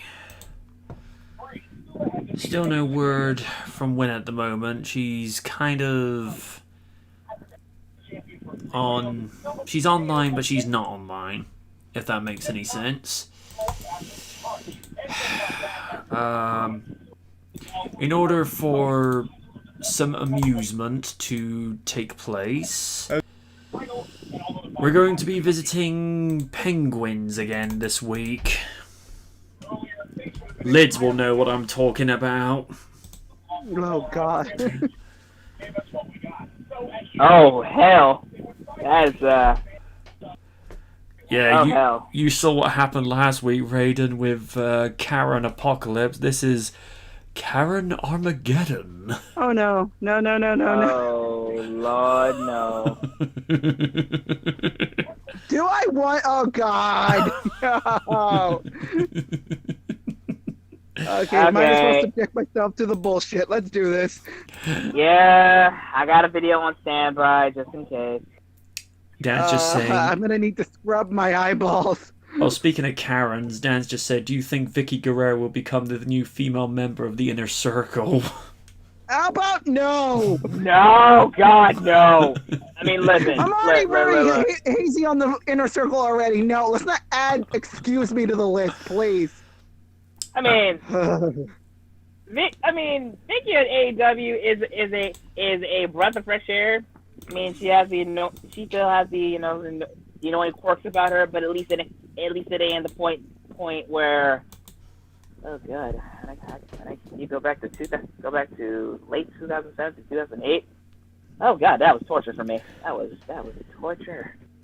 Oh, funny thing, Alog said at one point, wouldn't you think her saying excuse me would be her way of going, ooh?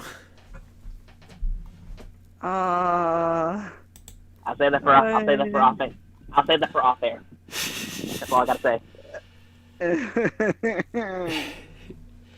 Yeah. Okay. In 3, 2, 1, play. As more and more things start Help us, opening in God. the world amid the pandemic, more and more middle-aged single mothers are trying to go back out into society and find things to be angry about. I recently covered the Karen Apocalypse that we've just experienced. However, if the 1.9 Karen million Apocalypse was an views. earthquake, what you're about to see is the aftershock. One thing I find interesting is since most people have been God. inside for a long time now, I a lot of people are starting to I'm get a liking that vitamin part. D deficiency from what I've read. But I'd argue it's almost more dangerous to go outside due to an overdose of vitamin K. Karen. Society right now, the outside world that I've now become a stranger to, is experiencing dangerous levels of exposure to vitamin K. It's like walking into fucking Chernobyl if instead of radiation it was just pure negative Karen Oh shit. my! So let me just show you the recent Oh Karen that I'm no! experiencing. Oh God! No! It's the first time I've worn one. I am disoriented. Oh, she has the haircut to boot too. A little mad. Oh, if you can't tell God. that already. Oh, don't worry, you weren't keeping that a secret from me. I had a sneaking suspicion. Between that stereotypical where's your manager haircut, it's time to go to corporate and take a What? shit. No. Also the facial expression that just Already. kind of conveys I'm always mad even when things are great. I was just able to immediately sniff out you were a bit upset about something. Like I'm No, frustrated. really? I don't feel good physically. Like I can tell you right now, I wasn't getting enough oxygen, and I just had on one of these little stupid things. I see what you Honey, mean. Like, I I'm wasn't already getting prepared. enough I'm about to fucking oxygen. pass That's out a on you, just prevalent suffocating problem myself before the here. mask. Let's I think be my clear beard on hair kinda that. sticks out here. It's like little innocent pubes popping out of someone's whitey tighties. Oh, But anyway, is this is it not something the I see bad a lot from age? these kind of people. I can't breathe in it. It's impossible. I'm suffocating to death. I would have loved to see her in the store if she's trying that shit. Like, she's just, like, falling over herself, and then, like, everyone's ripping the mask off to try and save her life. Jesus! What is this? A mask? She's killing herself for our safety! What a hero! She's wearing a mask, and she's dying for it! As if there's anything easier in the world than just putting on a mask. Like, how fucking spoiled and entitled and weak do you have to be to think that putting on a mask is some, like, giant sacrifice or something that's hard? I feel dizzy. My hands are kind of tingling. Honey, no one fucking cares. My heart is beating fast, so some of it's an emotional reaction, but some of it's a physical reaction. Now, I'm no doctor, so please take this diagnosis with a grain of salt, but I think what you're totally experiencing accent. is You hear yourself talk, hyper-screeching Missy. withdrawals. The symptoms seem about in line with that. You see, for 2 months, you haven't been able to go out in public and yell and scream at retail workers, so your body's just been a little bit confused, and now that you're out in public again, it's getting tingles, it's getting anxious, it's just its way of responding. I understand the virus is real, okay? I understand the virus is You real. clearly Well, that's don't. better than a lot of people on Facebook, so good for her there. But it's also extremely sad that there's Oh my actually God, I people just that can't don't take her- think it's real, so take you have to her clarify whining that with you that believe voice, in I it, as swear. if there's some type of fucking know. debate on whether or not it's real. Raiden, I want to go speak to the manager! Look at the Ah! numbers and God, tell no. me why everybody's living in fear. Tell me why we're putting these things on and not being able to breathe. I just want to cry. Like, Well, go ahead Oh and my cry. God. I'm not going to Breathe, arrest you idiot. for it. Not Let it breathe, all out. idiot. And as for Oh, why my people are heart putting masks on and not bleeds. being able to breathe, I think Honey, that's a problem oh, exclusive You're only not. to You you. don't know how I to mean, this may breathe come as a properly shock, but because you weren't doctors taught work that way like as a 12-hour child. days with a mask on the entire time. Nurses I too, blame- so I blame- they can clearly I breathe. blame your small The nose. design's fine. No one's suffocating wearing a mask. I Just blame because her you small soldiered brain. through a brave 45 I minutes blame while her getting your breathing in your own gluten-free hot food air. at the Whole Foods doesn't mean that Oh, you're some God. expert on masks now. I'm So pretty sure easy you to were breathing breathe. just fine. I don't know how the fuck you walk around breathing if you're struggling in a mask. Do you just, like, wide open mouth, just suck all the air in as big as possible? that's all I want to do is cry because you can't see people's faces. You can't make Everyone I think run. That's a blessing in your case, We sweetie. can't hug people. Everyone won. It's the big bad Karen. We can't hold their babies. That's kind of a weird thing to point out, right? You can't Oh, hold honey, people's shut babies. Like, what does this up. woman do? Just go around, like, snatching babies, like, bringing them back to the You store sound or like something? Chris Like, O'Donnell from that's not Batman exactly and Robin. common. You shouldn't be going Oh, up to good strangers Lord, and asking no. to hold their babies in the first place. Ah. Now, if you're around The your only friends and difference shit, is yeah, Chris- I guess the only not difference being is able Chris to O'Donnell hold was their less babies whiny. might be a common problem. I don't I blame. really I know. blame the critic for. I just feel like that's a strange one blame to the point critic out. for- Like, for you that know, joke. a lot of bad shit's come with the coronavirus, but one thing no one's really talking about, the worst thing is, we can't just hold people's babies anymore. That's It creepy. doesn't make sense. This doesn't make sense, and I'm not okay with it. Nothing about what we're doing is supported by the numbers that are out there. Those of you that know me, like I am. Oh, what will you one of do? the most Complain? compassionate, caring people you will ever meet. That's like the 100 Whenever came someone out rough says for you, something isn't like it? that, I immediately doubt it. No one that's actually compassionate and caring goes around wearing that like a badge of honor. I'm so humble. In fact, I'm one of the most humble people you'll ever get to know. In fact, I probably care more about all of you people than you people even care about yourselves. That's how good of a person I am, and you should know that. And I'm just letting you know that, just because I am such a good person. You know, that doesn't really rub me the right way. I just doubt that claim. But as she said, she's not okay with it, so I think it's time we cancel the coronavirus. Let's just get rid of the coronavirus now. This lady is clearly Oh, if not only having a that's good time because of simple. it, and since she's not okay with it, well, we need to change everything. Oh no.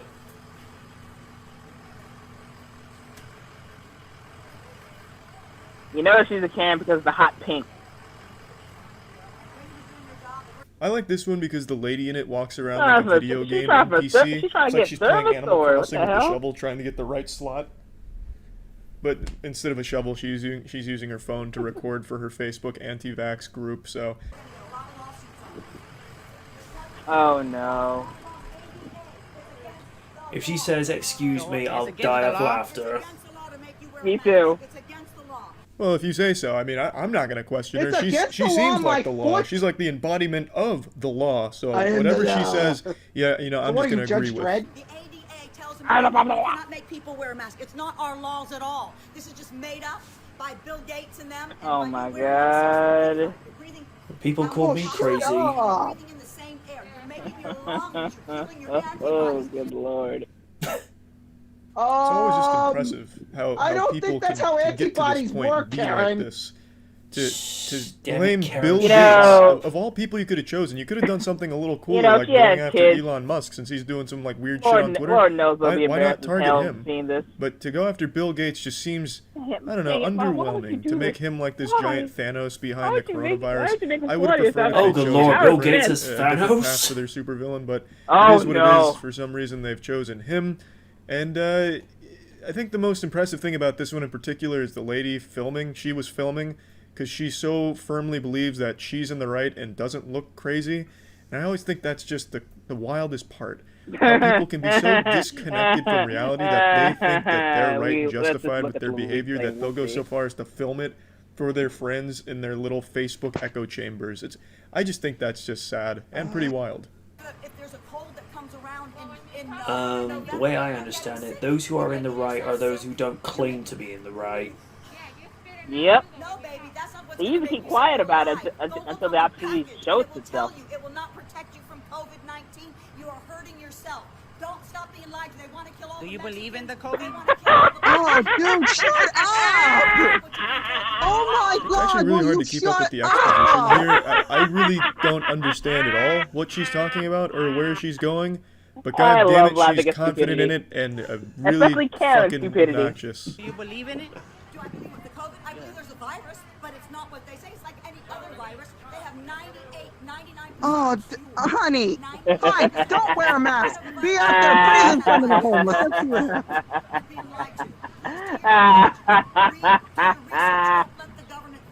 That's something I hear a lot from this community. Do your research. Yeah, It's okay. like flat earthers. Do real research, not like, real research. Oh, Do our God, research. this is Please hilarious. read our sources. Please stay on Facebook and read our bullshit. No. But these people are so ingrained in their No, beliefs that no no. matter How what, about they're never no? changing. Like in that Yeah, Flat Earth documentary, I'd there's ra- multiple groups of yeah, Flat Earthers yeah, I'd that ra- prove themselves I'd wrong rather take an multiple interest in times Nia and Jax still and just lose brush it brain off cells. like, oh, we must have just done something Ugh. wrong. Now the world can't be round because we think it's flat. So all this, everything that proves it's round that we just did ourselves, not. well, it's No. wrong. That's not. We must have messed up because it's flat. That's How the exact about same way these no? people operate. No matter what, they're not going to change what they believe, which sucks because it's just objectively wrong and harmful misinformation that they share between each other. But it is what it is, and at least you get some Karens melting down in public, which is always at least fun to watch from a distance. Be smart, please, for your sake. Yeah. In your You're telling us to be smart, Karen? Honey, no. Also, hun, no offense, wear some more flattering clothes. This does nothing for you. No, it does not. God. It works for My eyes! Daisy Duke, but not you. Okay, thank you, Professor. Have a lovely day going home and then yelling Thank you, at your Professor husband. Karen. Have a good day. Bye-bye. I need to talk to a manager. Oh! Oh my God! It actually opened up It's with always that. refreshing to hear that signature catchphrase. I'd like to speak to a Speak to manager." a manager. It's refreshing. never ends honestly. well. I just really you can always get like a sense of joy when a very irate woman says those words because you already know what's going to follow, and it just never really gets old. Hi. Hi, I have a medical condition that I'm not allowed to wear a mask, and I'm not required by HIPAA rules and regulations to disclose that. Being a loudmouth asshole is not a medical condition that prevents a mask. In fact, it should be encouraged. That way you're not just fucking screeching. At least the mask will act like a little muffler, like a fucking silencer on James Bond's gun for your fucking yelling at the retail workers. I also decided to look into it because she publicly talks about herself in this video and puts herself out there, so I looked into it. The medical condition she has does not prevent her from wearing a mask in any way. And just for the sake of playing by her rules, I won't disclose what the medical You can just condition is, take all but she the talks all about the it Karens constantly and put it- and just has it put it plastered in a all over her container and website. just, like, She's and also just- an avid and flat just, earther like, and considers herself box it to someone I a don't general like. truther in all things, as most of these people That would do. make the world go round. So, what does that look like? I have private things I want to get that maybe I don't want you to see.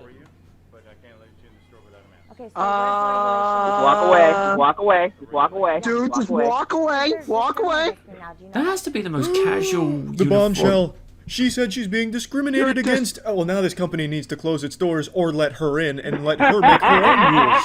Now you've gone too far. To discriminate against her? Yep, now you've gone too far. Oh, you're going on her blog, mister. You're really done fucked up now. You're discriminating against me. No.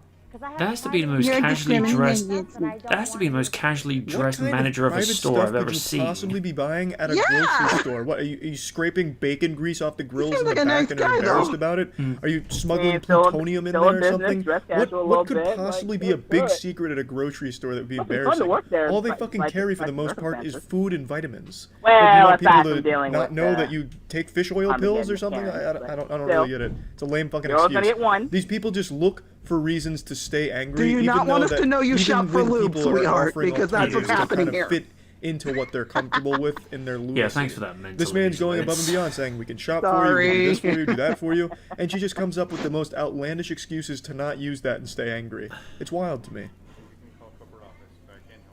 Okay, well, you guys can get a lawsuit. Because you Ugh.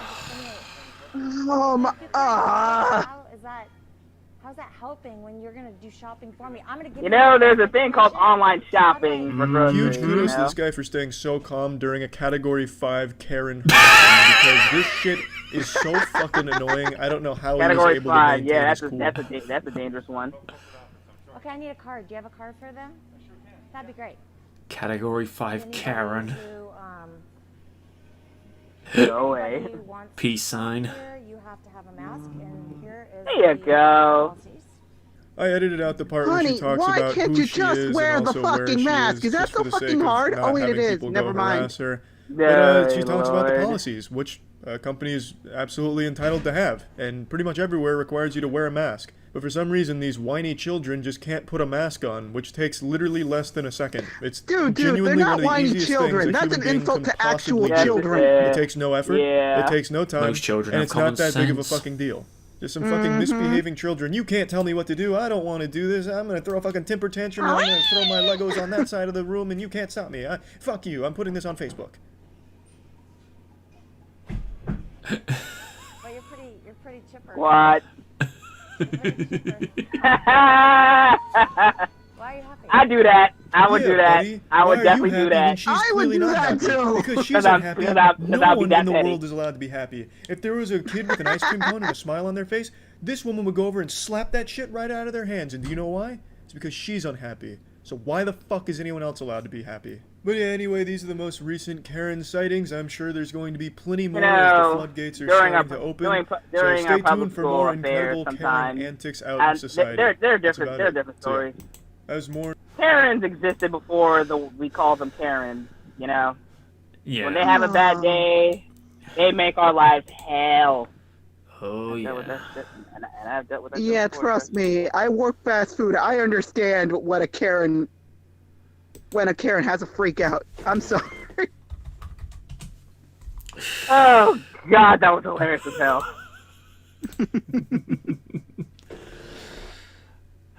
I would say I never laughed so hard, but you know these videos keep proving me wrong. Dan says, speaking of mask, I recently bought a Mighty Morphin Power Rangers Blue Ranger cloth mask. Nice. Hey. Oh, sweet. Steve says, I think she might be having a heart attack. Sean says, didn't stop my mum hugging her grandson. Yeah. Steve says, Karen, shut up. Sean, why hasn't stupidity has been classed as a virus yet? I'm surprised it already hasn't. I'm surprised it hasn't. I mean, Steve says, Karen, you're hurting yourself. Steve, I also want to lasso that Karen, drag her out of the store. She'll probably going to complain to your manager then, dude. Gosh, dang. I did get an update from Wynn. She's feeling a little bit better, and she's hopefully going to pop in soon. So, you know, hopefully we'll get some cuteness in. For that, I have a perfect video to get away from the Karen apocalypse. Well, it's Armageddon, but still. Please do. Alright, hang on. Let me pop this in. Hopefully I don't get... You don't get... the completionist, alright. I thought it was up, up, down, down for a second, because I know they get a bit funny with this. Oh, it's copyright? Yeah, they did. Yeah, well, because up, up, down, down, even though... so it's not... so it's not actually his channel. Okay, now... Nah, it's completionist. You're gravy. Okay. Alright. Well, I've got it set at 0. So let me just get everything set up. All right, in 3, 2, 1, get ready for the best Mario Kart ever. Don't at me. Play. To be a YouTube personality, Twitch streamer, content creator, influencer, or a professional wrestler without having lots of opinions. But there has to be more to it than that. Conviction is important too. So, when I say Mario Kart Double Dash is the best Mario Kart game ever made, I mean it. But what really bums me out is that Nintendo never returned to the fantastic ideas they came up with for this game. Double Dash marks the greatest missed opportunity for any video game series because of the genius way that multiplayer is layered into an already perfect formula. Grab your favorite racing buddy and make some blue sparks with me and Austin Creed, aka Xavier Woods, as we complete Mario Kart Double Dash. Hey everyone, and welcome back to another really brand new been episode of The 17 years? Completionist, where we don't just beat the games, we complete. Yeah, it's And crazy. if you'd like even more completionist goodness, consider joining us over at patreon.com/thecompletionist.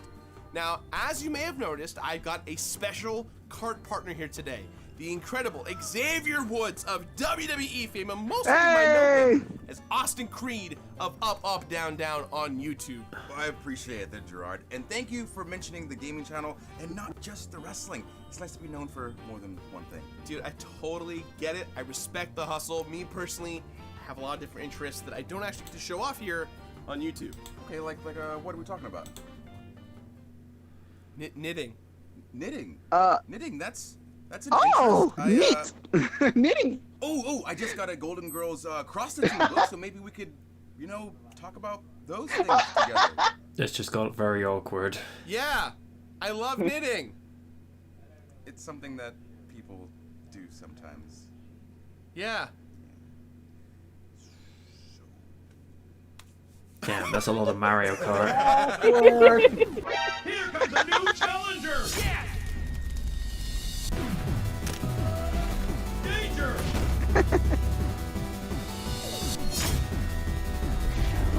Ooh. I gotta say, he looks better with the beard. Mm-hmm. Mario Kart has easily been in the top multiplayer franchises in all of video games, ever since the first game way back on the Super Nintendo. And while I feel that a lot of people really think fondly of Mario Kart 64, or Mario Kart 8 in this situation, for me, the one that takes the cake has got to be Mario Kart Double Dash for the Nintendo GameCube. The GameCube entry into the series made several important updates to the formula that elevated not just Mario Kart, but the entire concept of multiplayer racing. The GameCube was a freaking revolutionary system for multiplayer games in general, but Double Dash is the best example of what the system was doing to push the limits of multiplayer gaming. In older Mario Kart games, players selected characters with different weight classes and raced their way to gold, picking up helpful items along the way. Now in Double Dash, players still chose characters, but also their karts, and then it's off to the races. There are different cups to compete in with several tracks in each cup, and there are different difficulty levels with higher and higher speeds to contend with. But getting first place is about more than just driving fast. That's right, Mario Kart races are also about knocking other racers into last place with iconic items like the blue shell or the lightning bolt. These games also have a They say the surprising blue amount shell of ends depth, friendship. and getting first place in the 150cc races forces players to master advanced techniques like drifting and boosting. Having 2 players per kart was a game changer. Double Dash upended the whole formula by adding an extra racer per kart, giving players the option to switch who was driving and who was handling items. What's more, each individual character can hold an item and even pass them back and forth between each other. This 2 racer per kart system added several layers of complexity to the formula and amped everything up about 50 notches. Alright, Double Dash to me is the greatest game of all time, and anybody who thinks that they're man or woman enough to step up against me and the completionist needs to do so, because you're gonna get dropped so fast that you won't even know what happened. You're gonna be looking forward while you're walking backwards, because that's how bad we're gonna whoop you. Easy, Austin, easy. Sorry, I'm not trying to stomp on your hype. This is the part of the show where we just try and give some general information about the game, why people still talk about it to this very day, why it is what it is. Kind of like a prelude, an intro. Yeah, but the hype. Hold it in, my friend. The hypest moments are yet to come. Fine.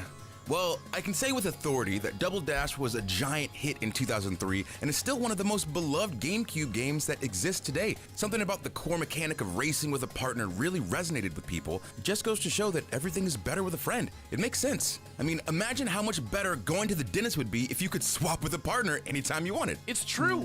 Double Dash was the first Mario game I wish it was 7 years. Yeah, and people were hungry for the intense kart racing Yeah. that only Nintendo could provide. I It was the would return wish of that. I would greatness. I And would even not with wish that the on anyone. outrageous success of Mario Kart No, 8 me Deluxe neither. on Nintendo Switch, there was still something about Double Dash that Hey. made it extra special. Hey, doing okay? Yeah. A little better. I still feel a little poopy, but not as bad as it was earlier. At least I don't have the stabbing pain in my side anymore. That's great. Yeah, I Oh, took a good. nap. I took a couple more Advil since I didn't go beyond the recommended takeage, so hopefully that'll help keep the pain away for the rest of the day. What's Navi doing? Oh, he's beating around an empty tuna can because he likes to nurse his food. How And I does he fed him nurse your tuna this food? morning because I had full plans on getting him cat food today, but I spent a good chunk of my day either sleeping or in the restroom throwing up. Even though I hadn't really eaten anything, it kind of sucks. Hence why I'm simping at some mint tea so my squeamishness can stay at bay.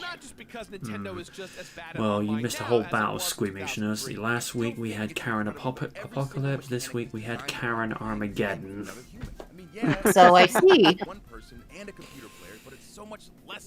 And one of the videos within that video, she opened up with, "I want to speak to your manager," and we're like, "Oh, for gosh sakes!" Consistently getting blue stars from another teammate is perhaps the greatest Sounds evidence about of right. closeness that two human beings can exhibit. Being that in sync with somebody else, it's And at the moment, we're streaming the Mario Kart Double Dash between the Completionist and Up Up Down Down. Oh, that sounds fun. I'll expose at my leisure. And I think it makes you a better racer. Your team does Oh, well because of the combined skills of the Is there individuals. is there nothing you can't do? Feeling that is still unmatched in Mario Kart games today. I understand your pain completely. Mother, it cannot stroke up against you when you want pets. If you're gonna go with the Team Koopa variation, for the first time, the characters that each Yeah, that kind of agitated it a bit more. He meant well, but when I went to go take that nap to try and sleep all this off, he kept insisting on sleeping on my stomach. Normally he sleeps on my hip, otherwise I'd have no issue. More than that, the racers that players choose So, dictate which car can be driven. I was in a lot of pain crying. The heavier character determines which cards can be selected. So if one character is in a lighter class like Baby Mario, but player 2 chooses a big boy like Donkey Kong, the card has But to go to the heavier all in class all, to support can't Connor's really weight. complain too Not that much. there's anything wrong with being a Husky 8 with a kick-ass tie. Oh, there's no doubt we Well, will be driving Bowser's you're here, size so cars. we're The glad carts of in Double that. Dash are definitely harder and heavier to control than in any Mario Kart game before or after because of the two-driver element. But a smart team can blast through maps by being totally in sync. Learning how to get the best boost at every opportunity takes a little bit of effort, but it is essential. What the to hell is master Wario if you're doing with trying that to complete this Cadillac? game by getting a golden trophy in every cup. Even if you're not the driver, you still have a hand in how well the team does. The character in the back can punch other racers and steal items and help control the drift and boost that propels the cart forward. But the elegance of this game really comes from being able to swap the drivers Punches people from the back of the car. That's something you can see Hellman doing. Zooming through Rainbow Yes. Road, but keep flying off Yes. the edge because sometimes those turns are a little more sharp than you remember. But guess what, my friends? All is not lost because your partner is way better at cornering than you. Switch it up and win that gold. It's incredible to swap on the fly with someone who might know parts of the track better than you or knows how to find a shortcut. Oh God, that Rainbow you Road, didn't no! know existed. All of this adds up to a racing game that is incredible. Yeah, that Element thing is can something die to I've fire. come to really appreciate. Uh, One of the reasons All I admire versions. people like Austin, who make a habit of bringing people together to actually, talk to each other and play games at the same time. This tangibility makes games like Double Dash extra special. Okay, I could not agree with you more. There's something about being able to turn to your teammate next to you, lock eyes with them, and say, "Here we go, bitch!" and absolutely crushing a 150cc run on Special Cup. It really feels like you've earned something together. Not only that, I love that you earn even more tracks, cards, and characters the more gold trophies you earn. This isn't just gold for the sake of gold. There are entire additional cups and modes to unlock. The Unlockable All-Star Cup, by winning the 150cc class in the Special Cup, is a beast, but clearing it feels like an incredible accomplishment. Made even better because I could turn and Predator handshake my teammate and bask in the glory of victory. Son of a bitch.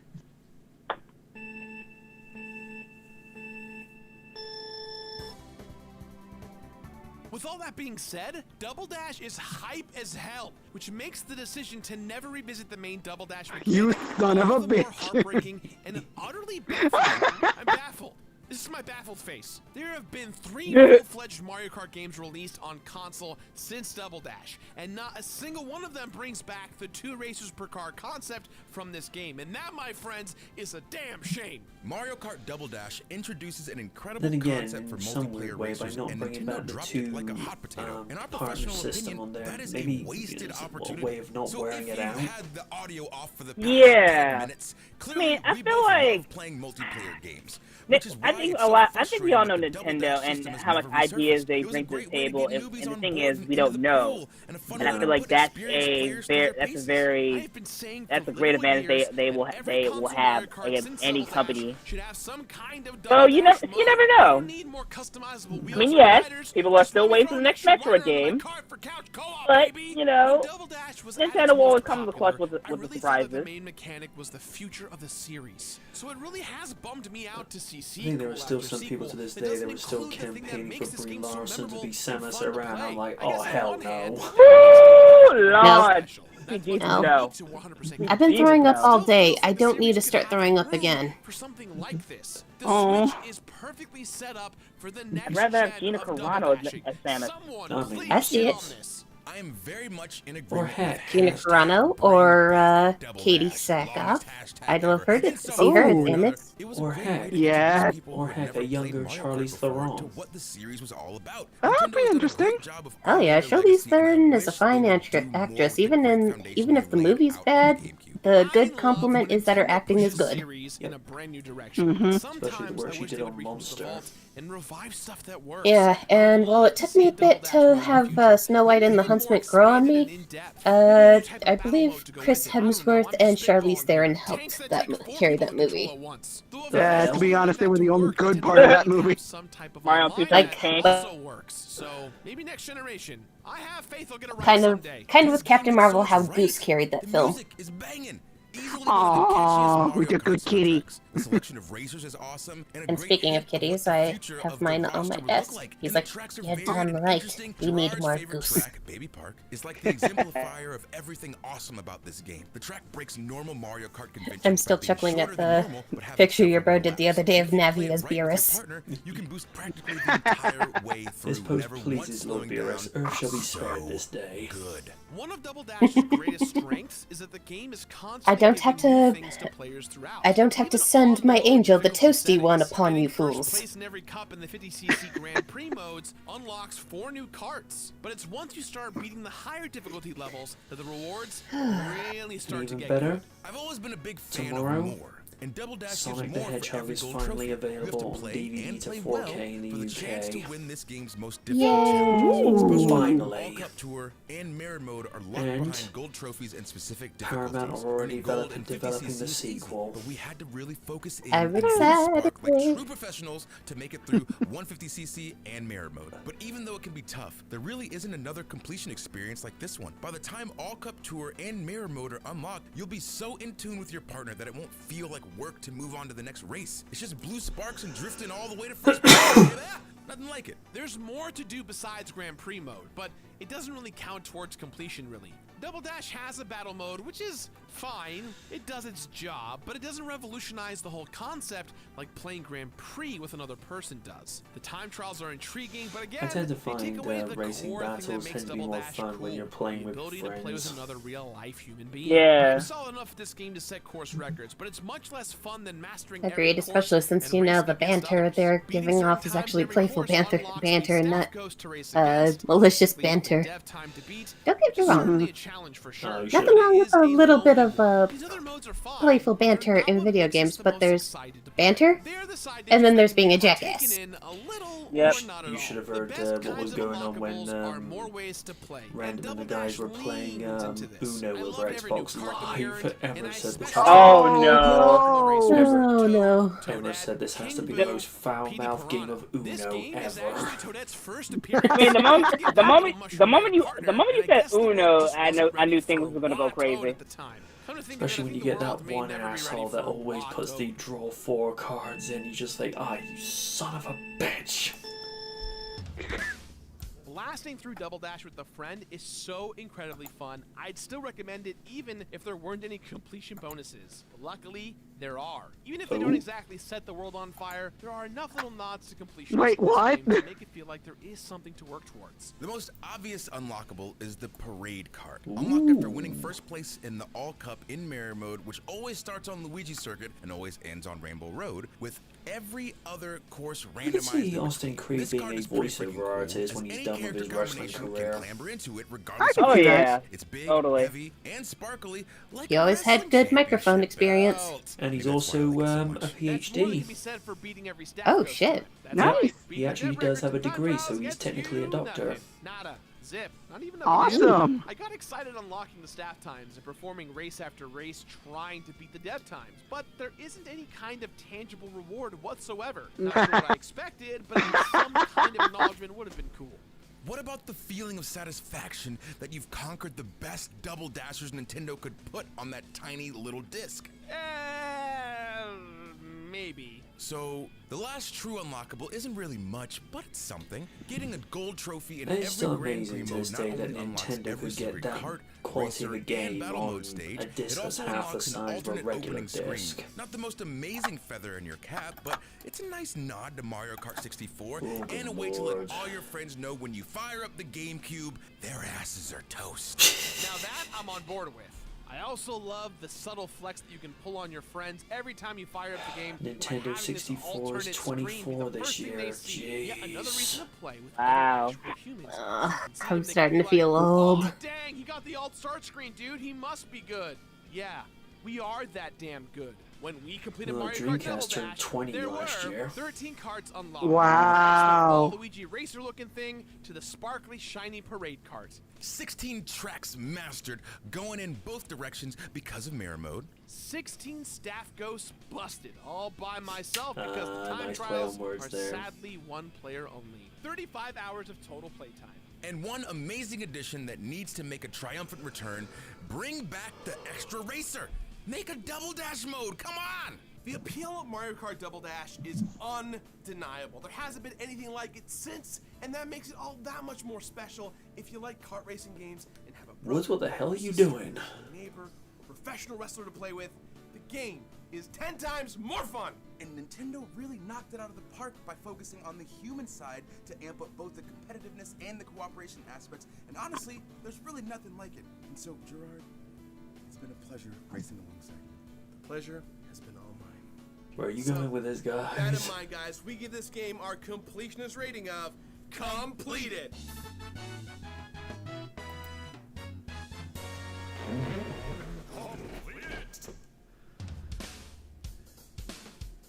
Oh, wow.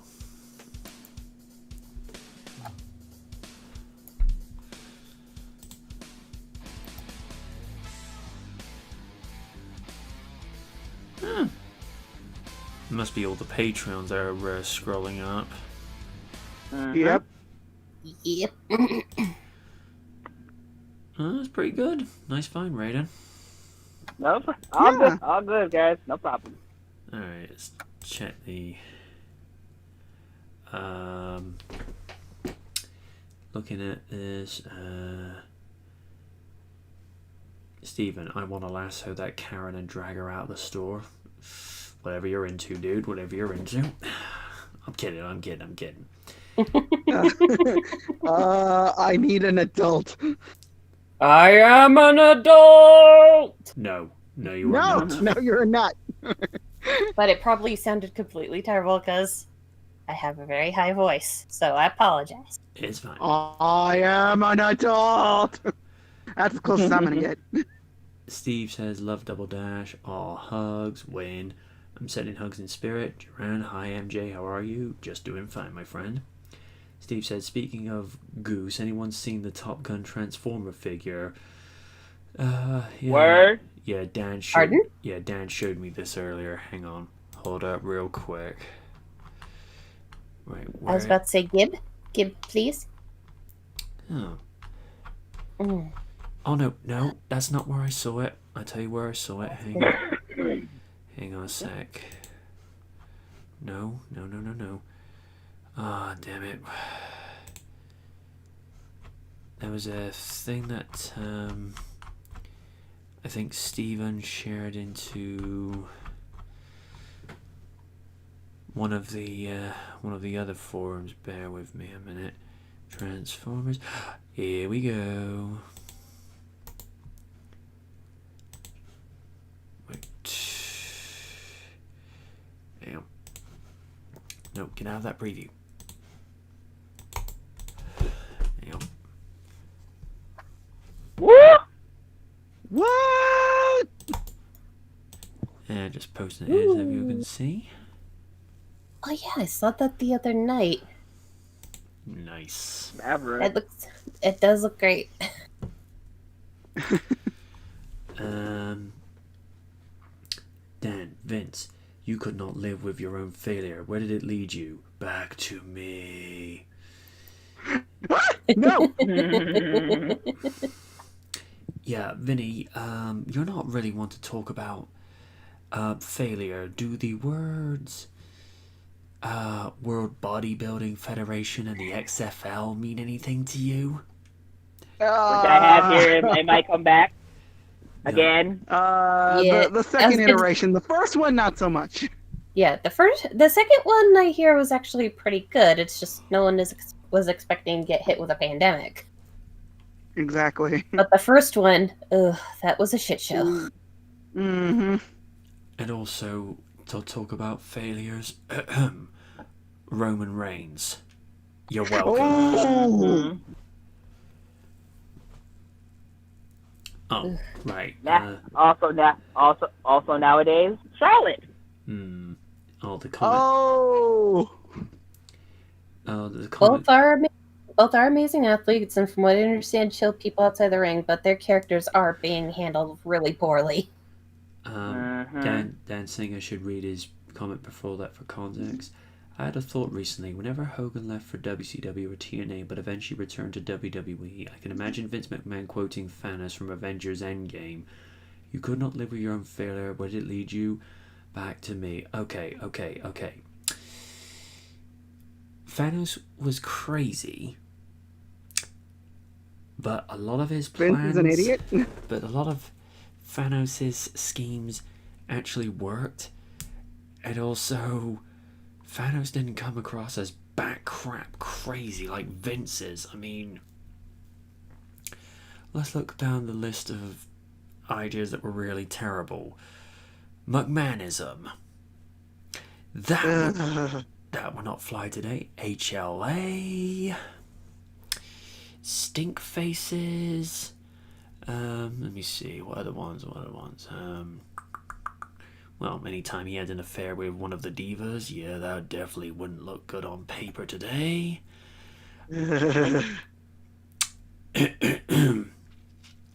Katie Vick.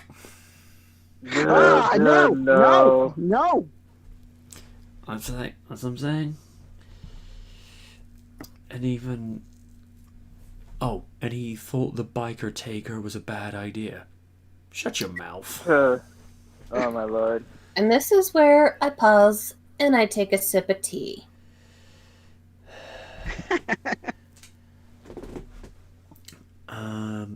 Dan says that's good. Oh, not Dan. Duran says that's good. Steve says the Maverick Transformer was leaked in an article, part of their crossover line. Ghostbusters last year looks like Top Gun coming soon.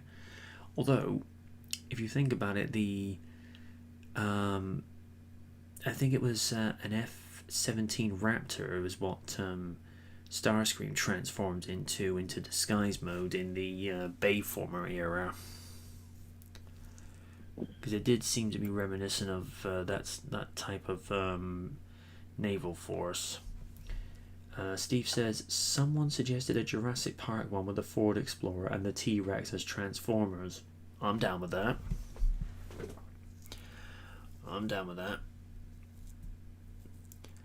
Mind you, imagine if they did like a crossover with WWE and Transformers. On second thoughts, no. Could you imagine Vince? I'm good on that. Could you imagine Vince McMahon as Megatron? No. Good. No. Just no. So either Mega Vince or McManatron. That's a dark future. I don't want to be a part of. Thanks. I hate it. Duran says, MJ, just wanted to say hi quickly. Have a good evening, my friend. Bye. Glad that you popped in, my friend. It's always good to speak to you. Seriously, folks, Duran, one of the most noble and sincere gentlemen I've ever had the privilege of having conversation with. Hell of a guy. Steve says, IDW has confirmed they, along with Hasbro, have got plans for a Beast Wars anniversary next year. Yes! Woo! Yes! Yay.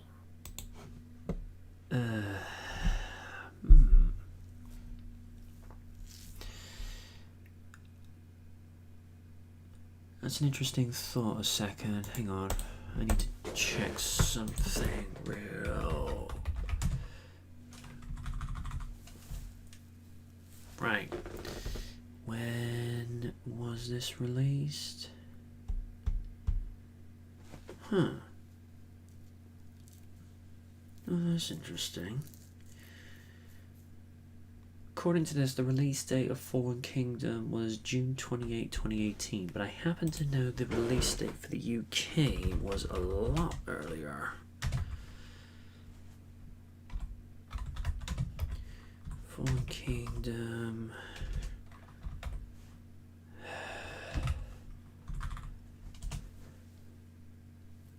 Huh. Yesterday was Fallen Kingdom's 2nd anniversary. Well, ain't that wow? Ain't that something? Where does the time go? And funny thing, it didn't take it long to become the top grossing movie in the UK because it topped Solo, a Star Wars story. Because from what I understood, nobody liked that movie. Haven't really had a chance to sit down and see it for myself, though. I can see why some people might not be too keen on it. And of course, as we all know, this year is the 30th anniversary of the original Jurassic Park novel. Oh, wow.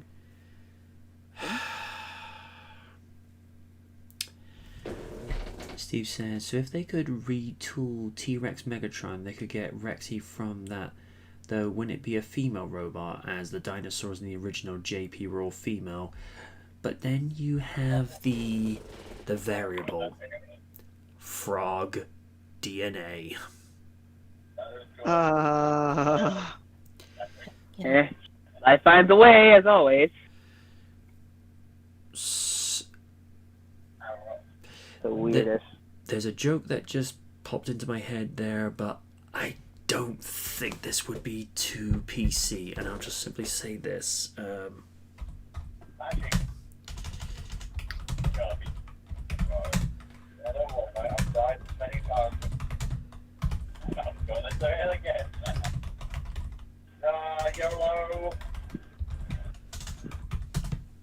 Yeah, I can't say that out loud.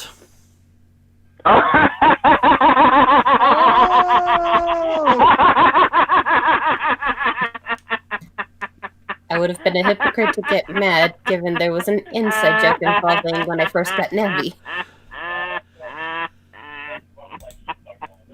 Yeah. Oh god. I can't say that out loud. No. Yeah, any crap-ups involving that can wait till we're off the air.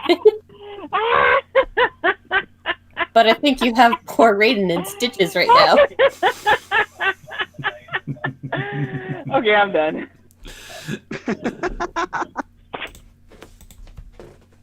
So, yeah. Okay.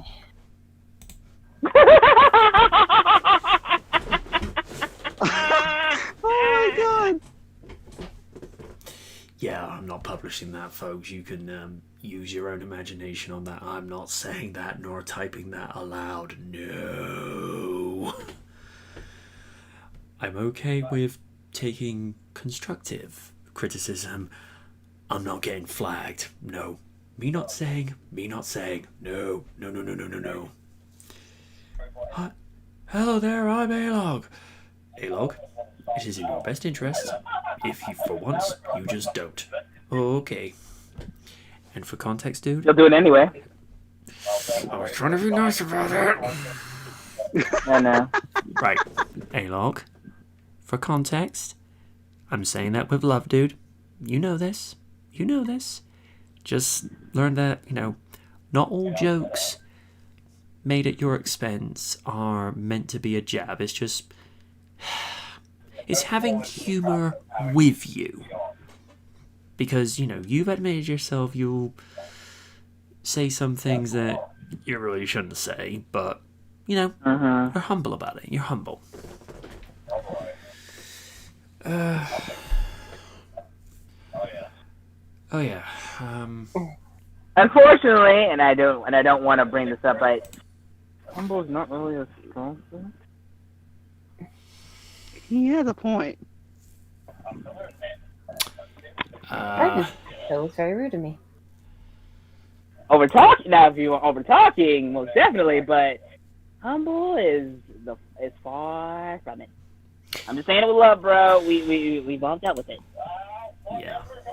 Sometimes the truth hurts, my dude.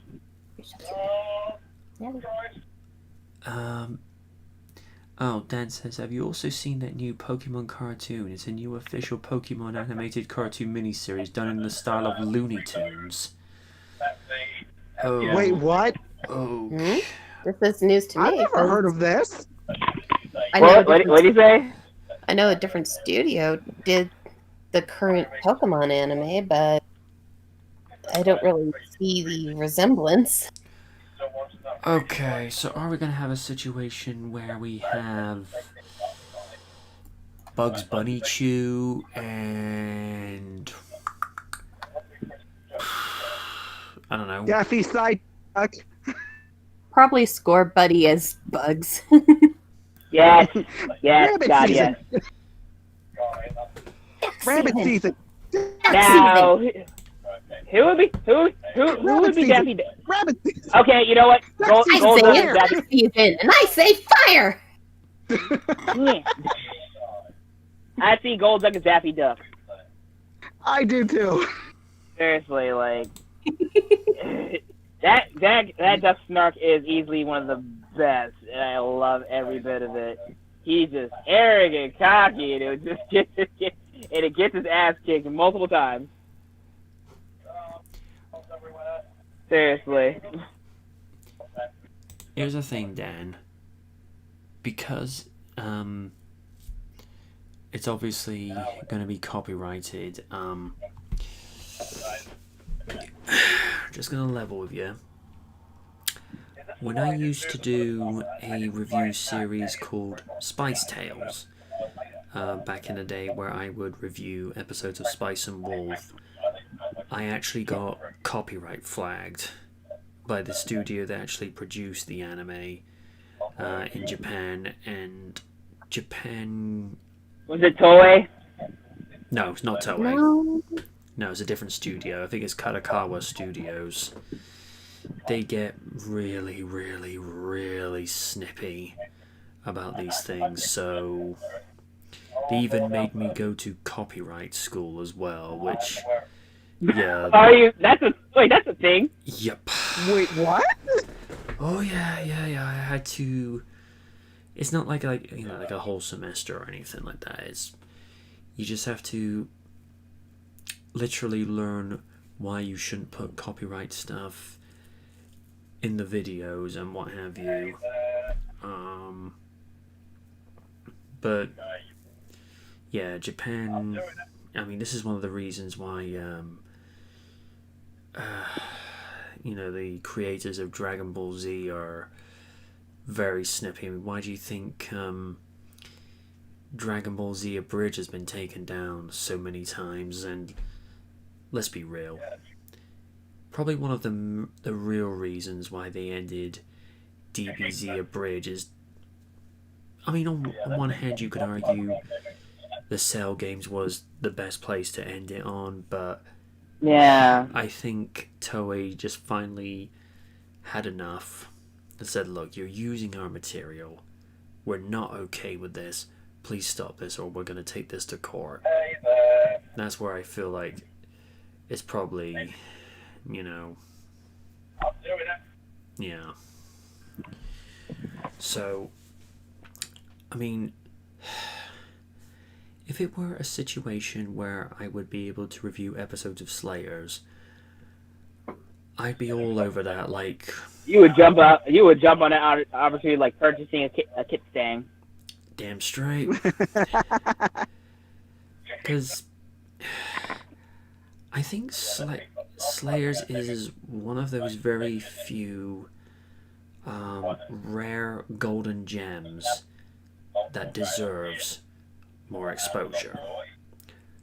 But for reasons unknown, it never got to take off the way it did. And funny thing, back around 97, 98, Fox Kids held the rights to try and broadcast it in the late 90s, but because of the content with regards to magic and black magic as well, they weren't sure that was appropriate. If they put it on, say, Toonami or Adult Swim, they probably would have gotten away with it because Toonami, would push things like Dragon Ball Z, Batman Beyond, and Gundam Wing, which personally I feel is very underrated as an anime series. Most definitely. It probably would have found a home there, and I think, and this is just me talking, with regards to what Central Park Media did with the 3 series of Slayers, Next was by far their strongest.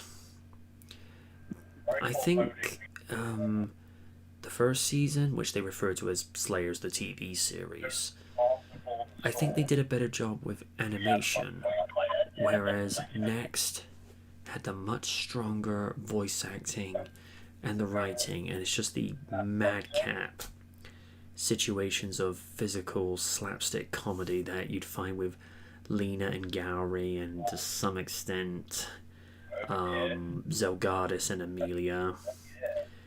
It's when I see situations like that, I feel like I'm Zelgadis, like being like the only one of the very few people there that's got any common sense and intelligence. Is like, why am I here?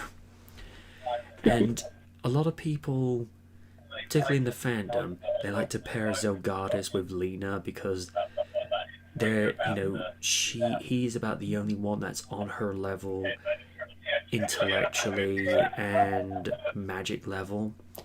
I mean, he's not as masterful as Lena is, because Lena's on a completely different plateau. I mean, Lena, in terms of her magic, is probably at a power level equivalent of Goku.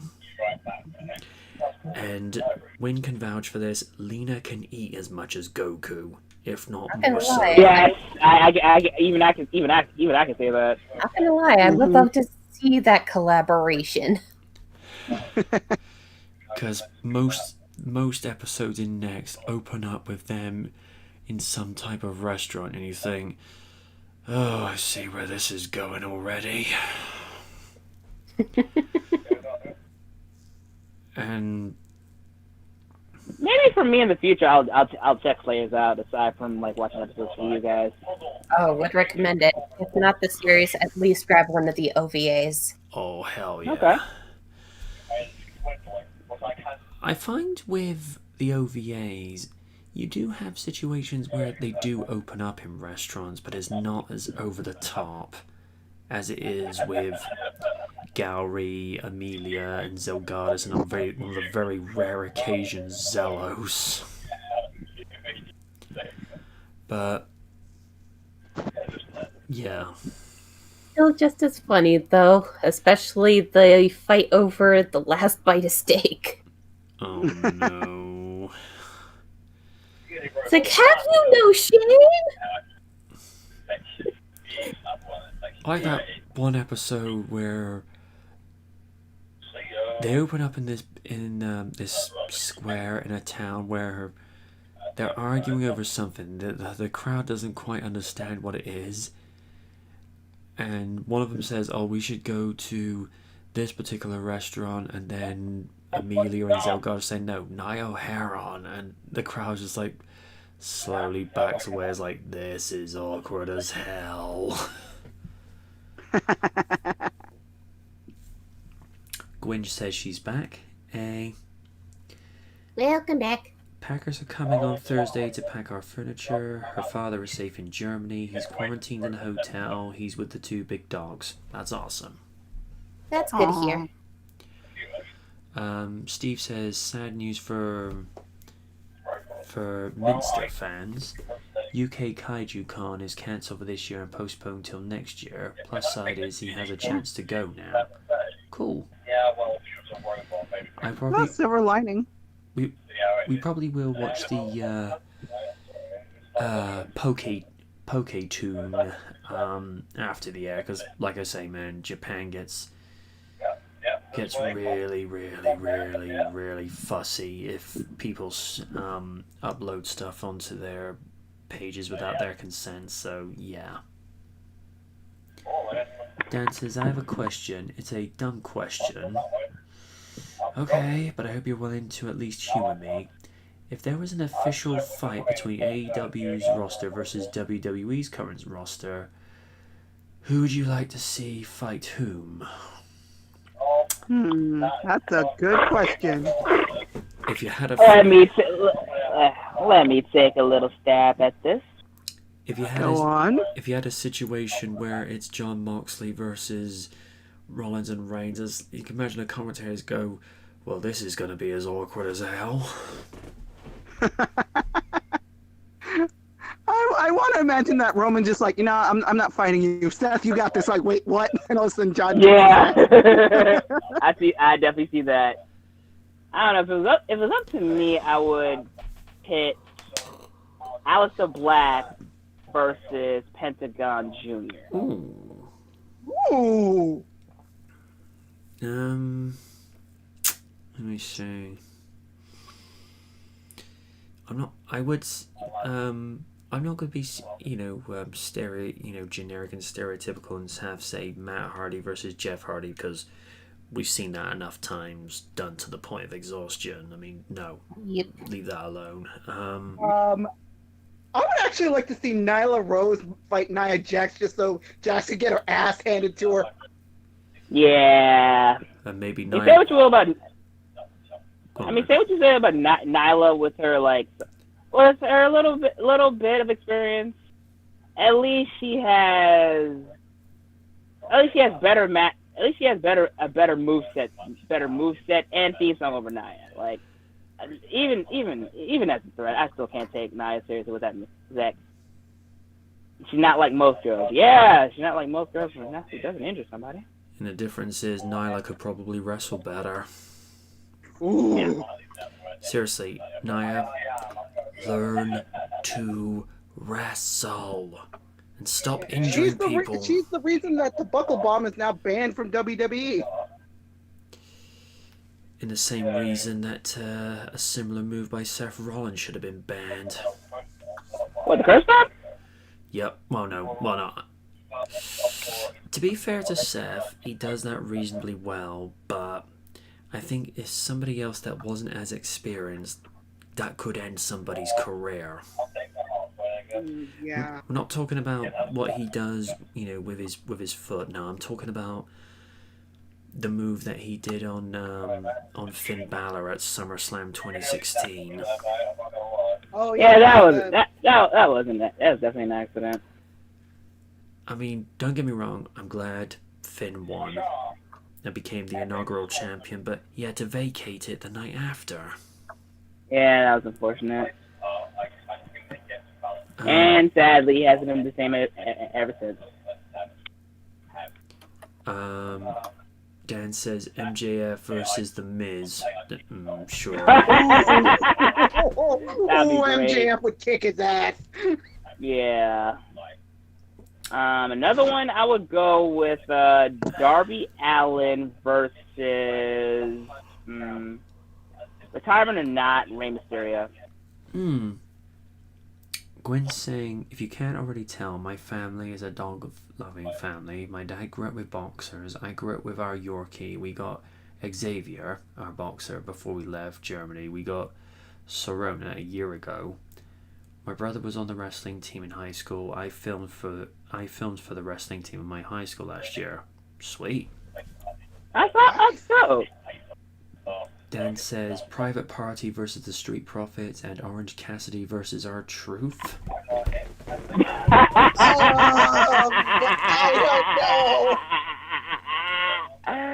I would die. I would die laughing I just at that. want Orange Cassidy to win the 24/7 title just by accident.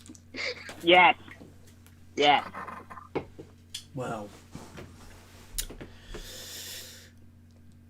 it'll be a similar situation to when Mike Awesome won the Hardcore title. He actually became the first at that time, non-WWF superstar to win a WWF title. And I know this has been said so many times in the last 19 years, but that invasion angle was done so badly. Yes, it was. Still to this day. Yeah. I mean, look. I mean, despite half of that, there were at least some good matches, great matches out of it. Like The Rock versus Booker T, Rhino versus Chris Jericho, and it only elevated the Jericho Rock feud. So that was pretty good. But still, like, half of the mid cards were great. Of course, RVD, Booker T. But if you wasn't Hulk Hogan, Goldberg, Kevin Nash, Scott Hall, yeah, a lot of fans don't give a shit. Yeah. Yeah, Vince was really cheap on that. Well, also, it was technically turned into a vehicle for a McMahon feud, which, like, no. I was fine with Shane being the owner of WCW, but did you have to insert Stephanie into this? I know. They have her run EC. Ooh, that ECW. Ooh, that made no sense. That was a blind misstep. I'm glad you brought up Steph in line with Jericho, because I loved a couple of things.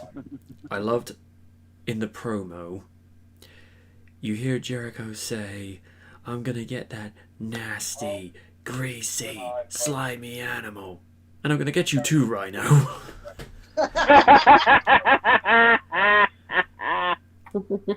And it also created one of the most sickest gores I ever seen Rhino give Jericho through the damn SmackDown stage. I'm like, and when Taz was like, uber heel commentary, he's like, "Can you feel it, Cole?" And I was like, "Oh, he's gonna feel this real soon." That's the tradition with whenever they're changing the stage and the look of a show, the Tron has to be destroyed. In the last episode, because before Raw went HD, Triple H destroyed the Ruthless Aggression era Titantron, which is then when it, like I said, it switched over to the HD Tron. And that was also when they set up, Steph acquiring ECW. Jericho just comes up to her, is like, after all these years, I finally understand what ECW stands for. Every customer welcome. Oh my god! Oh, No. Oh god. They could. Dude. They could not do that this year. No, God, no.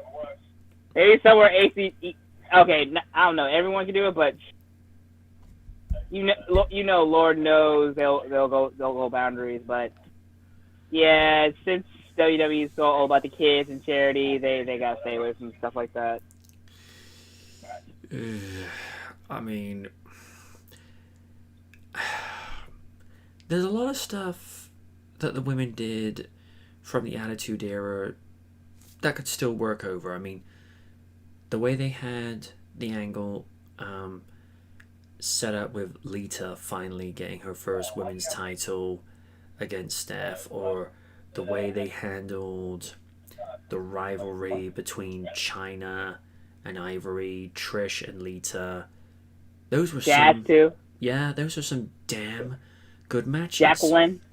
But the thing that wouldn't fly today, Judgment Day 2003, Sable versus Tori in the Sable Body Challenge.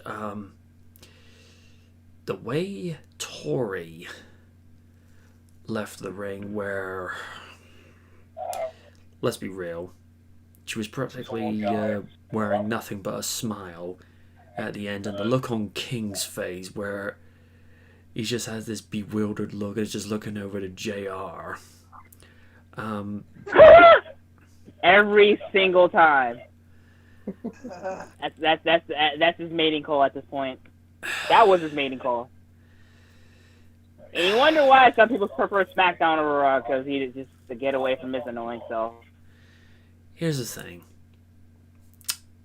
King back in those days, where he's late 40s to early 50s, the shtick, then you can get away with it because there's a lot of people in their late 40s, early 50s that still have their energetic, youthful side to them, just want to have fun. But King's getting close to his 70s, and to see him, and if you were to do his gimmick from then, now, where he's gawking over girls that are like 50 to 60 years, 50 to 40 years younger than him, you kind of look and think, King, no. Because he even got told to calm down at Raw's 25th anniversary when he yelled out puppies. It's just like, you can't say that anymore, dude. And it's like when you say something, it's like reverse psychology. Like you say something like, "Don't do that," do it anyway. That works on kids, but with him, it's like, what's the word? Just stupid. Yeah. I mean,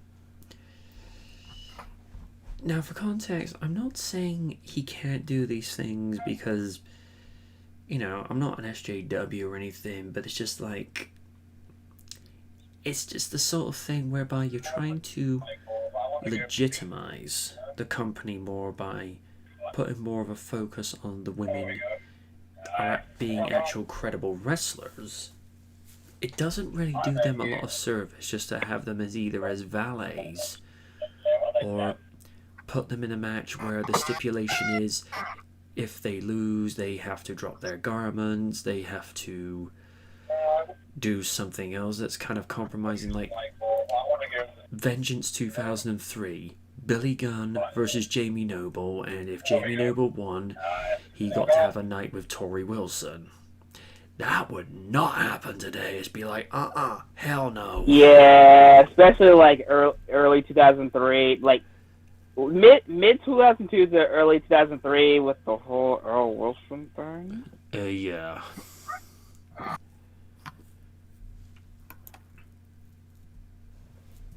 And the fact you still see that sometimes on Raw with Lana. Lashley? Oh God. Is a thing with some of the stuff that Lana promotes on her TikTok. You have to ask what that woman isn't wearing half the time. I mean, don't get me wrong. As a, red-blooded male, I kind of look at her and go, "L, how you doing?" Right. But when again, it goes back to when you're trying to legitimize these athletes, and they're on TikTok basically saying, "Look at, watch me shake that thing." It's just like, you are trying to be legitimate, right? You're kind of saying, "Don't take me seriously. Look at me for the the attention seeker and the center of attention that they're trying to not have me as." I mean, don't get me wrong, Lana's real fine to look at, but I don't know. It'd be like, all right, let me think of a real good example. It'd be like Trish Stratus ending her career doing Playboy after going through her whole career having decent kick-ass matches with the likes of Jazz, Victoria, Molly Holly, and then Lita. To suddenly do all that and do Playboy, I mean, don't get me wrong. 19-year young version of me would be like, "Oh yeah. Whereas like current me's just like, yeah, that'd be nice, but it kind of taints her legacy as a good wrestler. Even she said in interviews, whenever she's been offered to do Playboy, says, first off, I want this to be taken as intended, flattered to have been given the offer, but I want to be remembered for what I do in the ring. Right. And that's fair. That's fair. Yeah, look at Trish now. I mean, still a bombshell with 2 beautiful kids, and had a semi-okay match with Charlotte last SummerSlam, but of course, still a great career overall. And has to be said, it proves that being out of the ring, it didn't mean anything for Trish. I mean, she could still go. Oh, most def. And according to Cena's Twitter at the time, it was the right thing to do for her to lose to Charlotte. Cena, there are some things I agree with you, but on this one, dude, shut up. Yeah, it would have been I mean, she said Charlotte was the only good opponent for her, but that's for me. I call that a huge disservice to others, especially Well, here's the thing. Manny, who deserves it. Here's the thing. When they were building up to WWE Evolution, Alexa Bliss really wanted that match with Trish because a lot of people see Alexa as today's version of Trish Stratus, because I do see similarities. Is the way that they carry themselves, a very similar charisma. The only thing I would say between Alexa and Trish is that Alexa's probably a little smaller, because I think Trish is supposed to be something like 5'5", 5'6", and Alexa's barely 5 feet. Because even she dubs herself as all 5 feet of fury. But the thing is with Alexa, she's not only damn good on the mic, but she's damn good in the ring as well. Oh yeah, see, people tend to overrate her, but when push comes to shove, she knows how to get. She knows a way around. between those ropes. And Buddy Murphy, you lucky son of a bitch.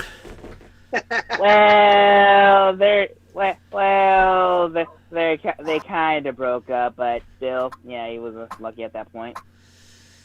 Yeah, I can definitely commend and sing the praises when I'm not being salty. And also, would you believe me if I told you that Alexa's actually close to turning 30? It's like, no, honey, you don't look anywhere near 30.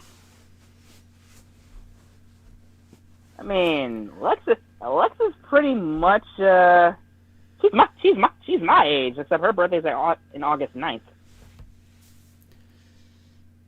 Because, wow. I mean, she looks like she's, just about to get into her 20s or, barely into her 20s. But then again, she's been bodybuilding since she was a teenager, so she already has the regiment down of, looking after herself and what have you. And it's actually quite refreshing for a character, how do I say this as nicely as I can, for her not being a bitch for a change. Oh god, her being paired with Nikki's just like really fun. Yeah, that was yeah. And plus, she was she, along with Undertaker, one of the very few people to silence the people with the what chant. Although Taker still has the best response. I tell you what, chant what if you like to sleep with your own sister. Apparently, that wasn't even scripted. He just got sick and tired of hearing that. Oh my god. And apparently Vince didn't tell him off for it. And I'm like, you gonna tell him off? No. That's Man has always had a knack for ad-libbing. That man is 6'10", 295 pounds of I will kick your ass. I'm gonna let him do what he wants. Yeah, I don't need that. Oh, God. It does amaze me.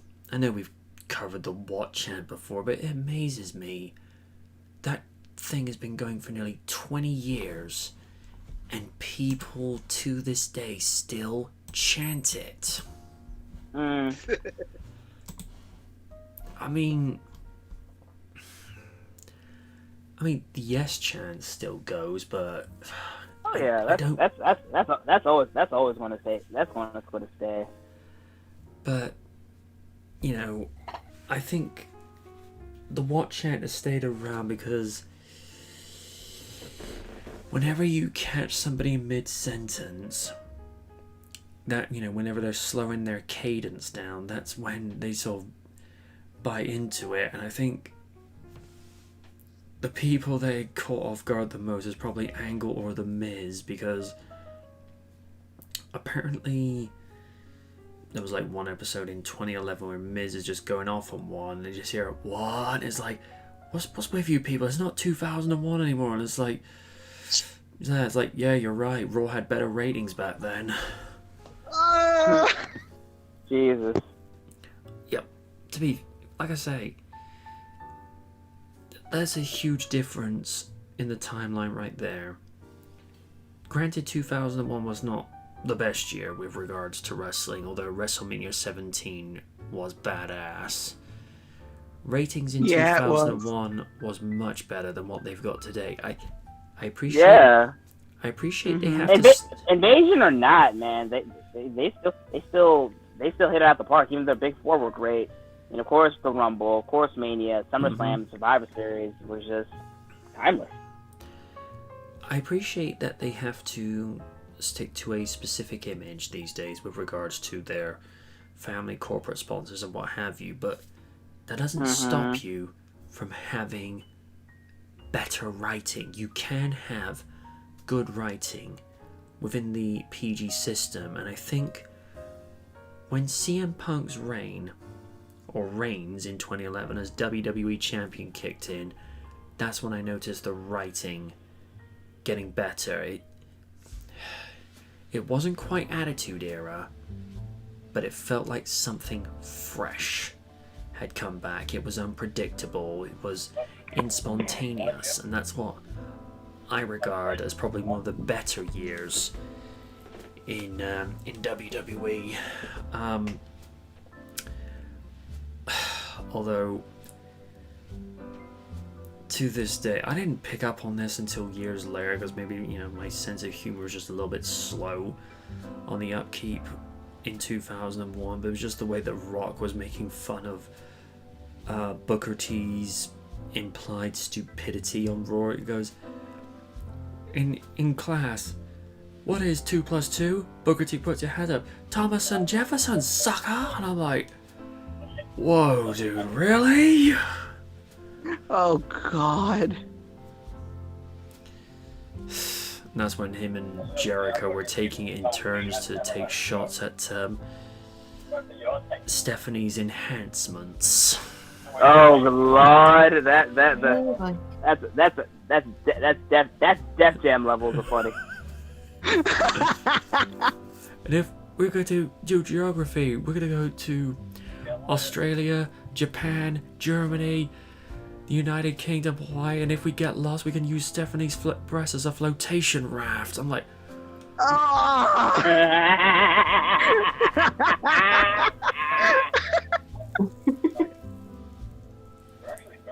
it's like, this is a good thing, you mate. You go, right, we've got the gore and the horror. Shut up!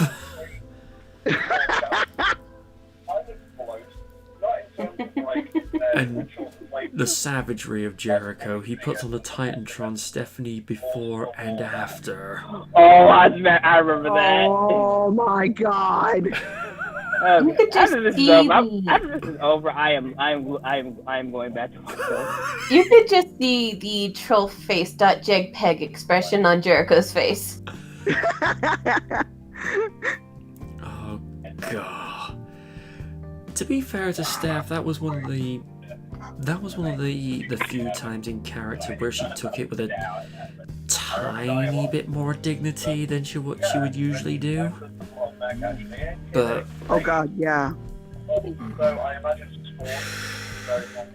But like most people, I was glad when that invasion storyline came to an end.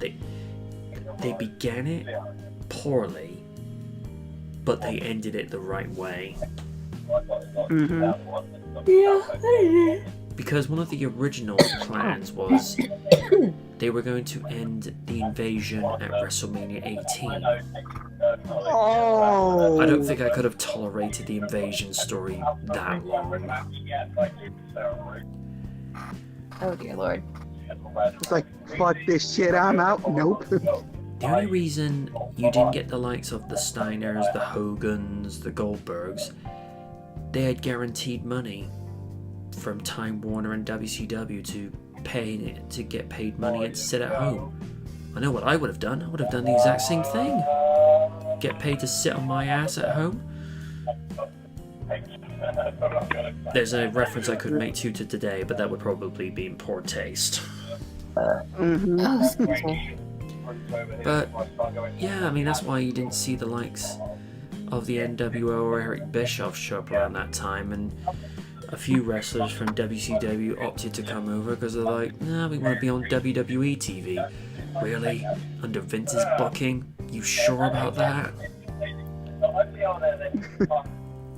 And the only real reason that Sting never came over for the longest time, he was thinking about going over, but as soon as they had The Rock say to Booker, "Who are you?" he just says, right, I'm not coming over, not if my character's going to be treated poorly like that. But, and that's another thing. Booker never really achieved the levels in WWE like he did in WCW.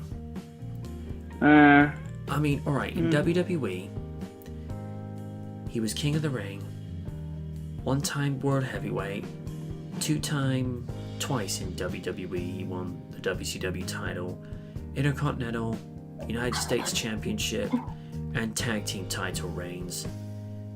But did he really have the same credible success in WWE as he did in WCW? I don't think so. No, unfortunately. I mean, if you contrast, his WCW career was was easily much better on how much world titles and tag titles he's won. Yep. And they're very like telling what you see in WWE. And less we talk about the King Booker persona, the better. I don't know. I mean, as a kid, I found it annoying, but when you look back at it, I feel like it was easily his best work to date. And then, of course, I think this was not the character saying this. I feel like this was Booker, the real guy, saying this after McMahon said what he said to Cena at Survivor Series 2006. Oh, yeah, I remember. Oh, God. I looked at that and I'm like, Vinny, no. That you can't say that. Auntie, I'm still amazed to this day. Around late 2006, early 2007, you have Jeff Hardy come up to Coachman and Shelton Benjamin and said, "What up, mate?" And then you have like the pair of them looking back at Jeff, and I'm just like, oh no, that's my reaction as well. Now to be fair to Jeff, that's what Vince has told him to say. And he could have easily have said no, but then he'd probably end up in a hot dog sandwich ladder match where the stipulation is you have to go out on a date with Vicky Guerrero and Mae Young.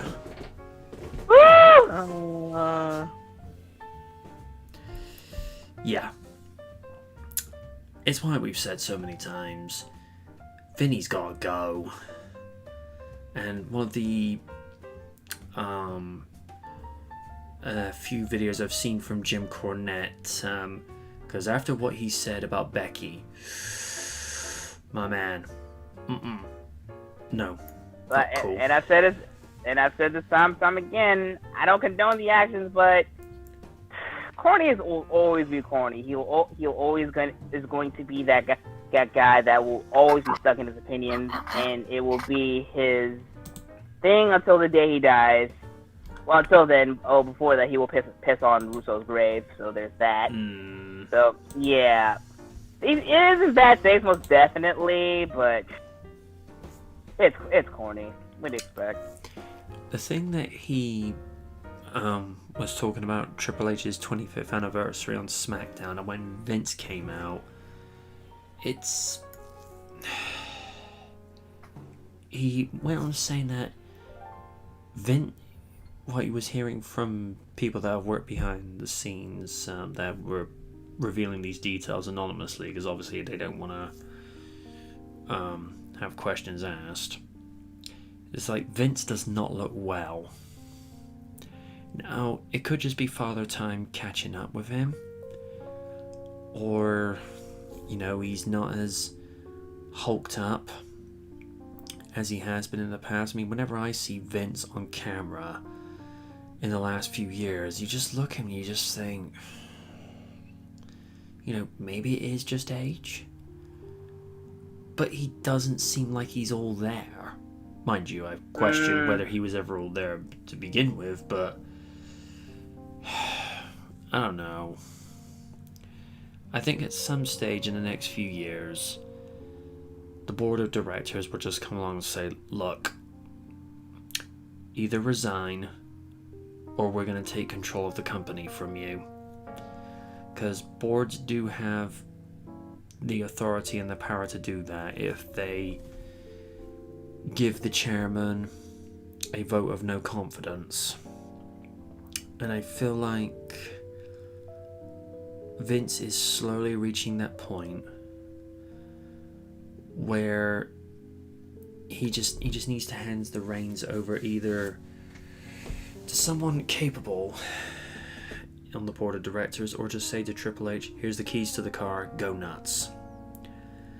If this was Vince 20 years ago, the man had a clue. The man was the go-to guy of how to push sports entertainment. Now, shut up, phone. Now, I wouldn't leave Vince McMahon in charge of a fan fiction script of the Ninja Turtles with Star Trek. Although I wouldn't mind seeing that crossover movie. Oh, that might be a fun and a half. Well, Paramount do own the rights to both, so. And Lord knows I need another Ninja Turtle hit after a failed but honestly decent run of Ninja Turtles movies. Well, they are putting a reboot in the works, although I would argue,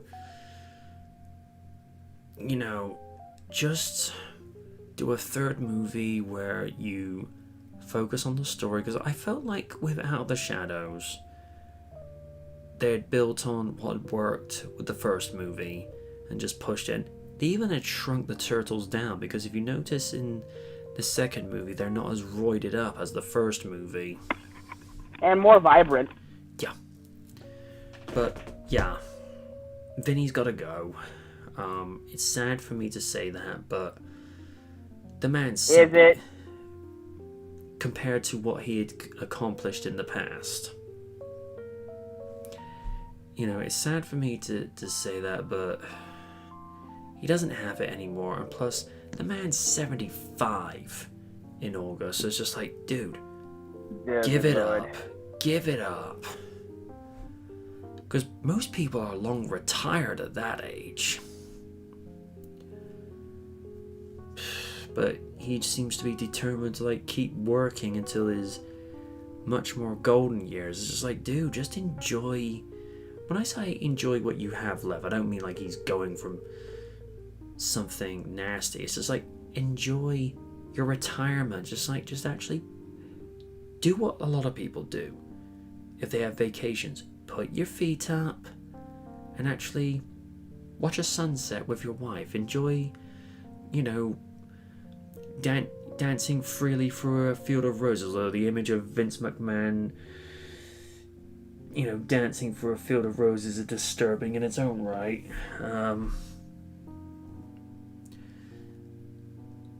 Oh yeah, I'm imagining running through that same field in Sonic 360s. Like, no.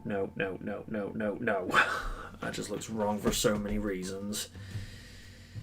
I don't know. I think maybe when he retires, the writing will get better. But who knows? The writing could get even worse. I don't know. I wouldn't like to say. All I ask is, whoever takes over from writing, just focus. And this is something Steve Austin said a while back. The way to make this product work is to place importance back onto the belts, because those should be the driving forces for why they do what they do. I mean, with Stone Cold and Shawn Michaels at 14, yeah, there was rivalry between the two, but what was that common goal that they were fighting over? It was to be world champion. Notice at WrestleMania 29, when it was Cena versus Rock, for Cena it was about redemption, but the WWE title was an afterthought. It was just there. And as Austin has even said before, if you're not in this business to be a world champion, you have no business being there. And I just feel like maybe if they just said, no. Forget the story of Brock versus Roman. Forget the pointless story of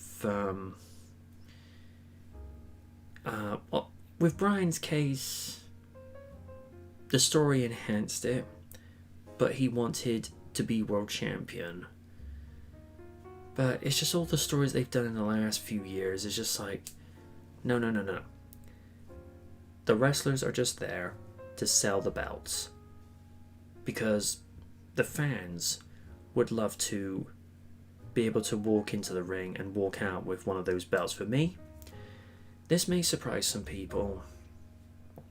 If I was ever able to walk out of one of those matches and I have my hand raised up as the new United States champion, I will consider myself the luckiest man on earth, because I think that's the only belt in WWE I've ever really truly wanted. Because the WWE World title, the way it looks now, hell no. I want a belt that looks like a belt, and the United States title is the closest thing to it. If it had been the Attitude Era looking Intercontinental belt, absolutely. Current one? No. The current one looks terrible. Ko92 says, well, to be fair, what else does McMahon have left in his life besides WWE? Yeah. But yeah. That'd be the only belt I would ever want. Because let's be face it, the tag title belts, I think they're due for an update. And by update, I don't mean changing the shade of color on the belts. Actually, redesign the damn things. Make them look like a belt. Basically, for context, make them look like the old WWE tag team titles from 2001. Make them look like belts. And bring back the undisputed title belt back. That's a belt. Yes! God, yes! He's the most prettiest belt I've ever seen, and I would love to own one in the future. That was actually made by a tattoo artist. Well then. Yeah. Well, I say made, the design was done by a tattoo artist, but obviously the real part of it was done by whatever belt maker they had at the time. And, that was when they actually started doing the nameplates. Whereas now, all they do is just have like a picture plate on either side, which some people might like that. I'd just rather have my name on the plate of the belt. And like I said, speaking of the US belt, that's probably due to get an overhaul soon, because that belt hasn't changed its design, minus incorporating the new WWE logo onto there. It hasn't changed its look in 17 years since it was reactivated. And one of the on the highlight package of Eddie Guerrero winning his championship wins, one of the omitted ones is when he won the US belt at Vengeance 03, because we know why. It was against Benoit. The thing is, that was a damn good match. Only thing is, I wouldn't have had that as the opener. I would have had that as either just before the main event or just after it. But it's as we've covered on RDR before, you can, WWE are right to not further promote Benoit, because you don't promote a murderer. However, given what he gave to that company, some of the best matches in the history of that company have involved him and the likes of wrestlers like Kurt Angle at Mania 17, Jericho at SummerSlam 2000, and like I said, with Eddie Guerrero at Vengeance 2003. And the one that people let's also not forget the wrestling clinic he had with Angle from Royal Rumble 03. And the one. And no matter what, I'm always going to see. I'm always going to enjoy his classic wrestling matches. Like that thing will never die. That thing I'll never deny, no matter what. And the one that nobody really seems to talk about now is the only ever 2 full triple threat match at WrestleMania, where it was both for the Intercontinental and European titles. And the interesting thing about that night is Angle went in with both belts, walked out with neither. It also helped that he didn't get pinned, but that was only to build up his credibility. He claimed himself to be the first Eurocontinental champion. He says, aside from D'Lo Brown, but in his words, he doesn't count. Kinda does, because he was the first one to do it. And then losing him to Jeff Jarrett, and then Jarrett just hands Mark Henry the European title, which then goes to Unforgiven 99, where D'Lo Brown wins it back. I always felt like that's kind of a cheap way to become champion when it's handed to you. Triple H. Yeah. And Orton. Yeah. Well, in a weird way, Pat Patterson's guilty of this as well, because they claim that he won this at the Intercontinental title at Tournament Rio de Janeiro. Funny how they don't have any footage of it. Make of that what you will.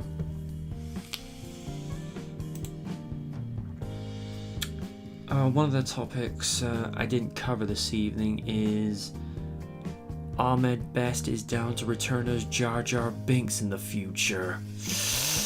Oh boy. About that, but Here's the thing.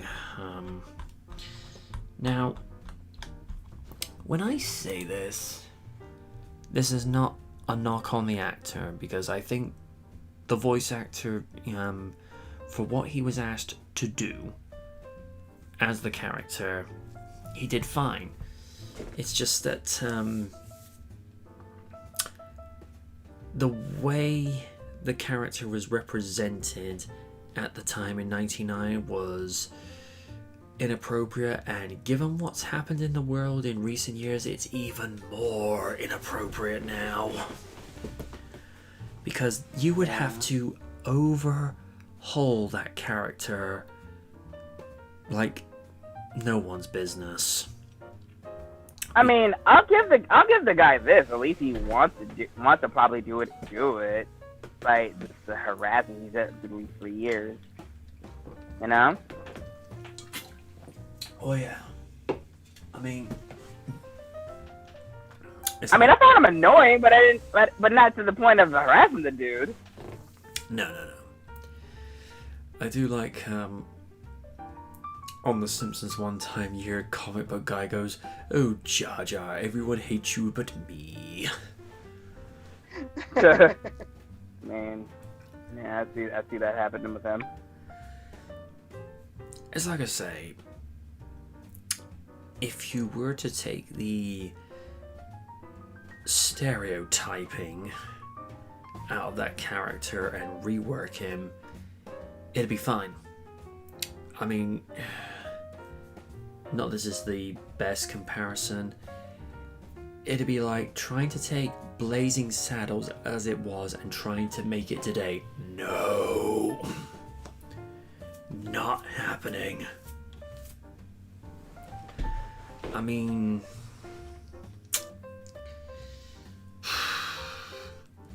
it'd be like trying to take a movie like Showgirls being made today.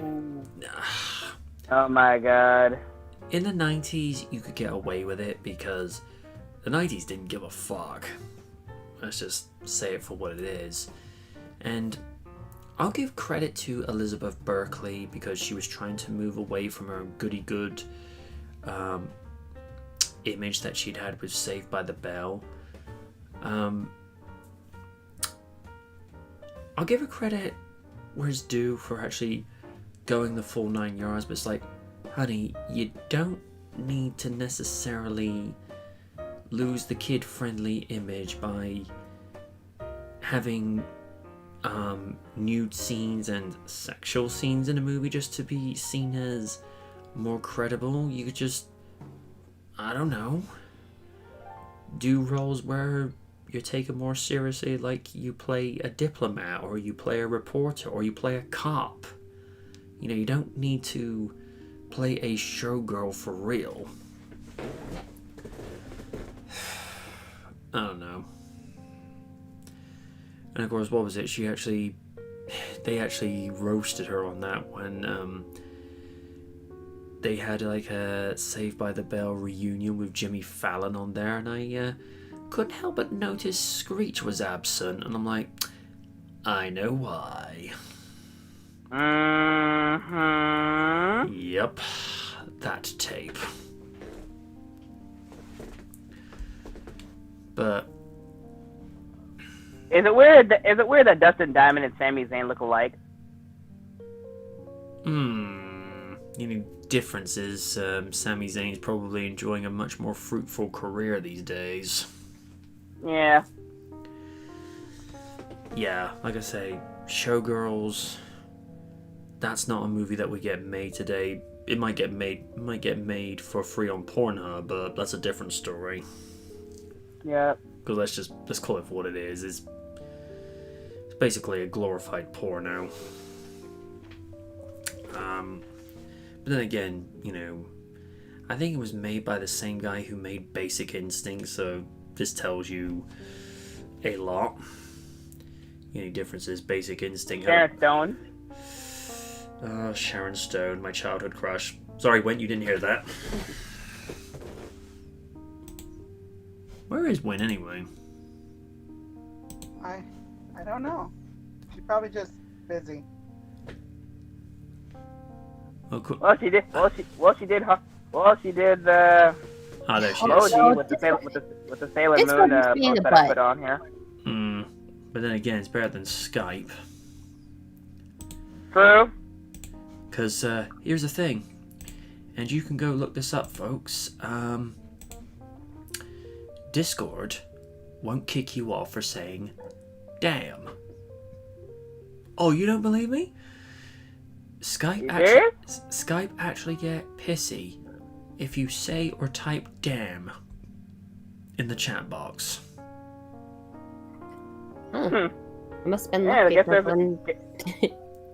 when I used it with Raph the other night. I dropped an F-bomb on air and nothing seemed to really happen. No. Guess there's a reason we don't use Skype that much.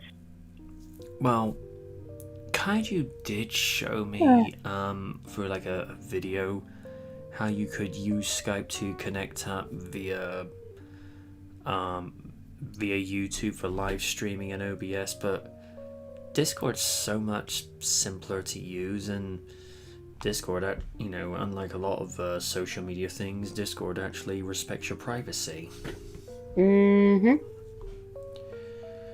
It's like I said with, as I said before, you get social media outlets like Discord and Minds. What you post privately to someone else, it stays exactly that. It's private. Some other social media outlets, I'm not going to go naming names because I like to think I'm not petty, but admins see that, so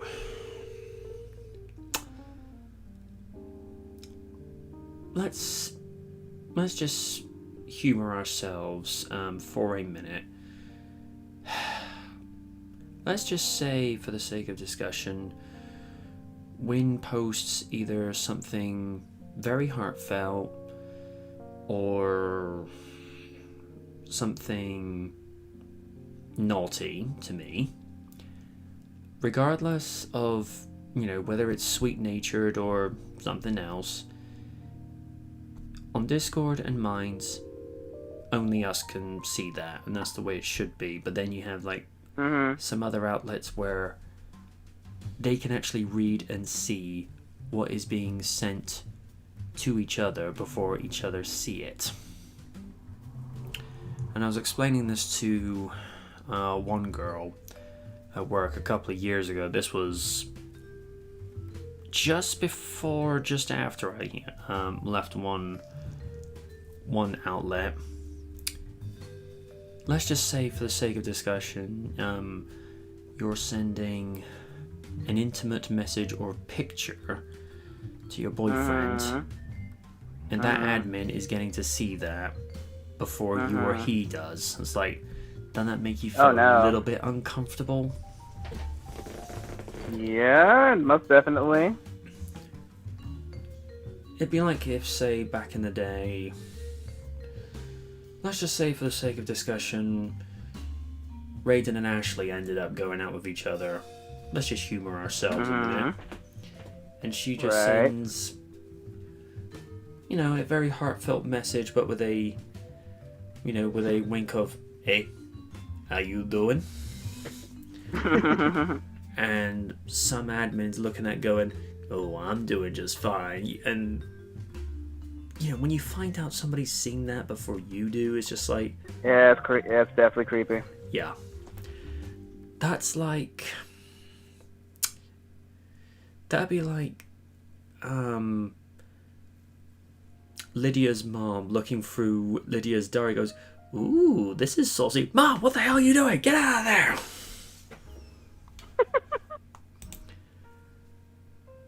I was expecting a little bit of a laugh from Lydia, but never mind.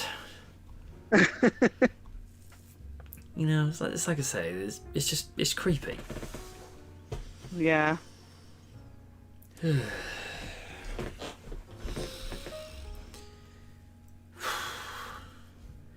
It's 2 weeks in a row Kaiju's not been here.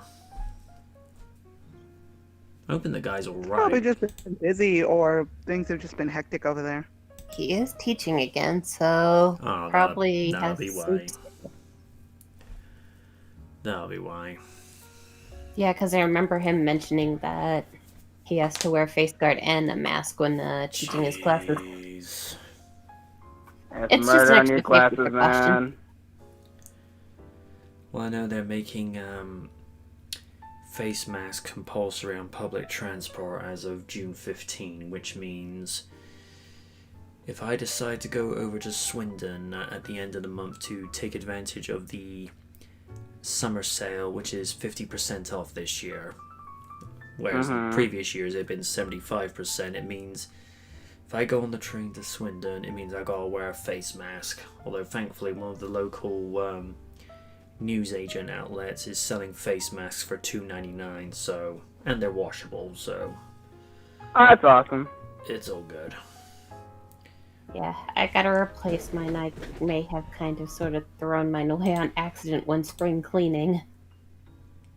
Funnily enough, I was actually looking at one of the shoes I might pick up for this year. Yeah. This is what I might be going for this year. Oh, really? Check it out. If it'll load. Ooh! Oh, those are nice. Check this out right quick. Oh, New Balance. They're good. Yep. What was the other one I was looking? Oh, it's a nice color. Yep. Where was the other one I was looking for? This one? Actually, yeah, it's not too bad. This fresh foam tends to be a little bit easier on the heels a little bit. Yeah, I kind of specifically like that build this shoe for a reason, because if I get to go back to work soon, I'll have the support I need while running around and walking to work every now and then when the weather's nice. Oh boy. I'd like to see how well you would keep up with me walking wise, because just to give you fair word of warning, I have a bit of a kick in my step. I'll probably have to get myself back used to it. That's the downside of the whole big fur load is I didn't get to walk to as many places as used to be, but with everything opening up, I can at least walk to town and meander until I find out if my work's gonna fully open for anything other than just takeout yet.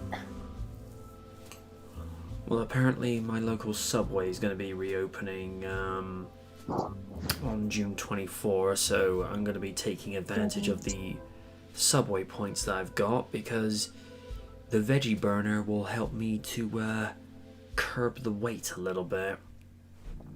Because unfortunately, like a few other people, I've piled on a little bit of weight. I'm probably, let me see, currently at 38 inches on my waist, so I've probably put on at least 6 to 10 pounds, sadly. Yeah, and when gyms reopen up here, that means Jazzercise will be for more than just live streams again, so I can physically go. Nothing against the live streams, it's just, I don't have Facebook. I don't want to get Facebook. No. Yeah, it's glad you don't. Trust me. I just never thought I ever needed it. Yeah, I mean, for me, when it comes to the gym, I'm trying a different approach this time. Instead of just like pumping like crazy, you know. If anyone knows me, I'm very like calm and collected when it comes to like working out. So I want to just focus that what I've been doing at home lately, just keep things calm instead of just like focusing on working out. Because so far, ever since things happened, I've lost a couple pounds, and I want to continue doing stuff, continue that trend.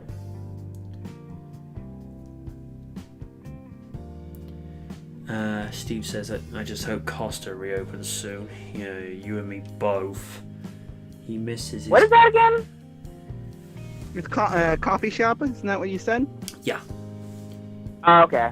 Well, you should be getting, hopefully within a year or two, you should be getting Costa coffee stores opening up in the US because Coca-Cola bought them last year. Oh, wow. Well, the way Coca-Cola see it is Costa has really built itself as a reputable coffee brand in the UK and Europe, and they want a piece of that in the US, so hence why they bought them. Oh. All I ask Coca-Cola is simply this: do not change the formula. The formula is fine the way it is because that's the reason you bought them, and don't jack up the price. Just saying.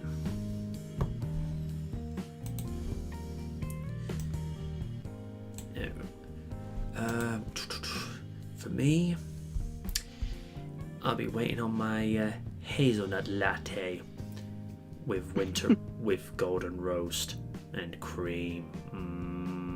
Cream.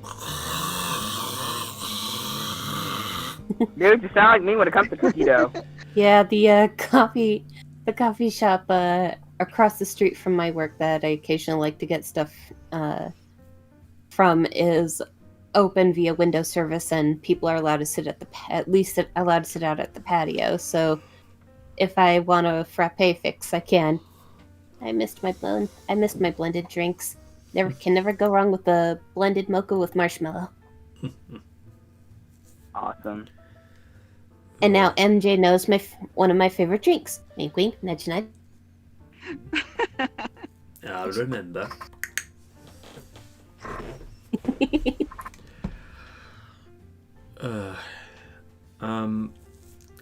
Found a couple of more videos from Pogo's channel, but because some of the videos are actually using movie footage from things like Alice in Wonderland, and knowing how Disney are with things like that, not gonna risk fate. And oddly enough, the Data and Picard song is actually available on iTunes and Amazon's MP3 section. Oh, nice. As soon as I found that, I was like, right, I'm downloading that now.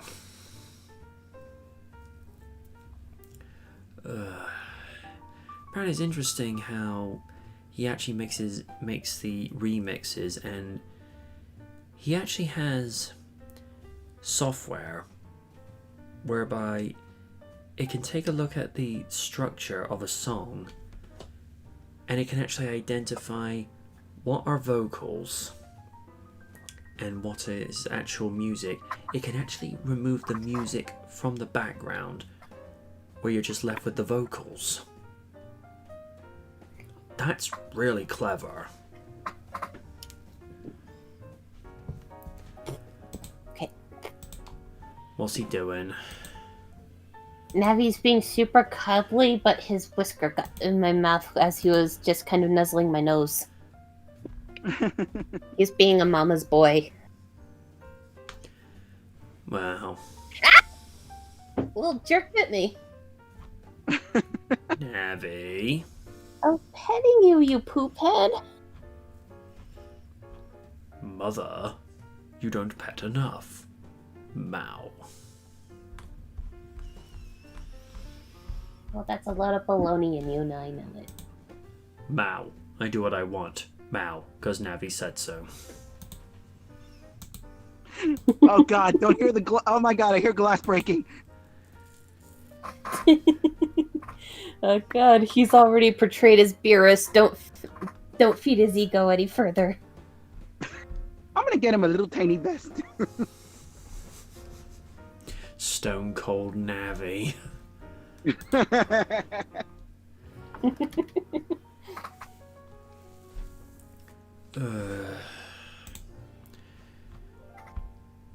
Yeah.